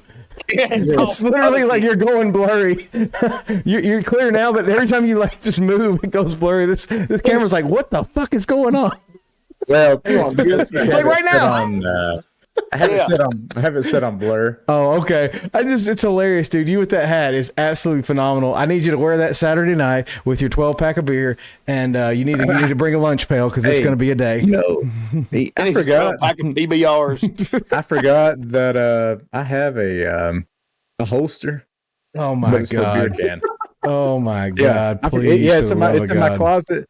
I have a holster and it's got my name on it, but it's for a beer can. It's not for gun. It's got my name on It's it. got my name on it. Holy It's a holster. I just moly. got to put it around my belt. All right. With that said, guys, we're gonna end this live. We will be back Saturday night. We'll probably some of us get there a little early, depends on how everything plays out. I'll probably be here a little early, and people will kind of jump in as they can. And so, with that said, we'll be back Saturday night 8:30 to do the podcast. Like I said, it's more of a free for all. Definitely a lot more interaction, and like I said, definitely usually a lot more fun and cutting up. But this was fantastic. Thank you, Kippy. Thank you, Jordan. Thank you, everyone that Kippy's a commented in the Hoosier chat. fan, by the I mean, way. that's fine. Hey, good. Yeah, we're here for the Hoosier. Hoosiers. We're here for them. I hope Yes, they sir. do wonderful. Mosley, everybody that was here, thank you, everybody for staying, hanging out with us. We had a really good turnout today. And with that said, guys, we're going to end the live, and we appreciate y'all. We'll see you next.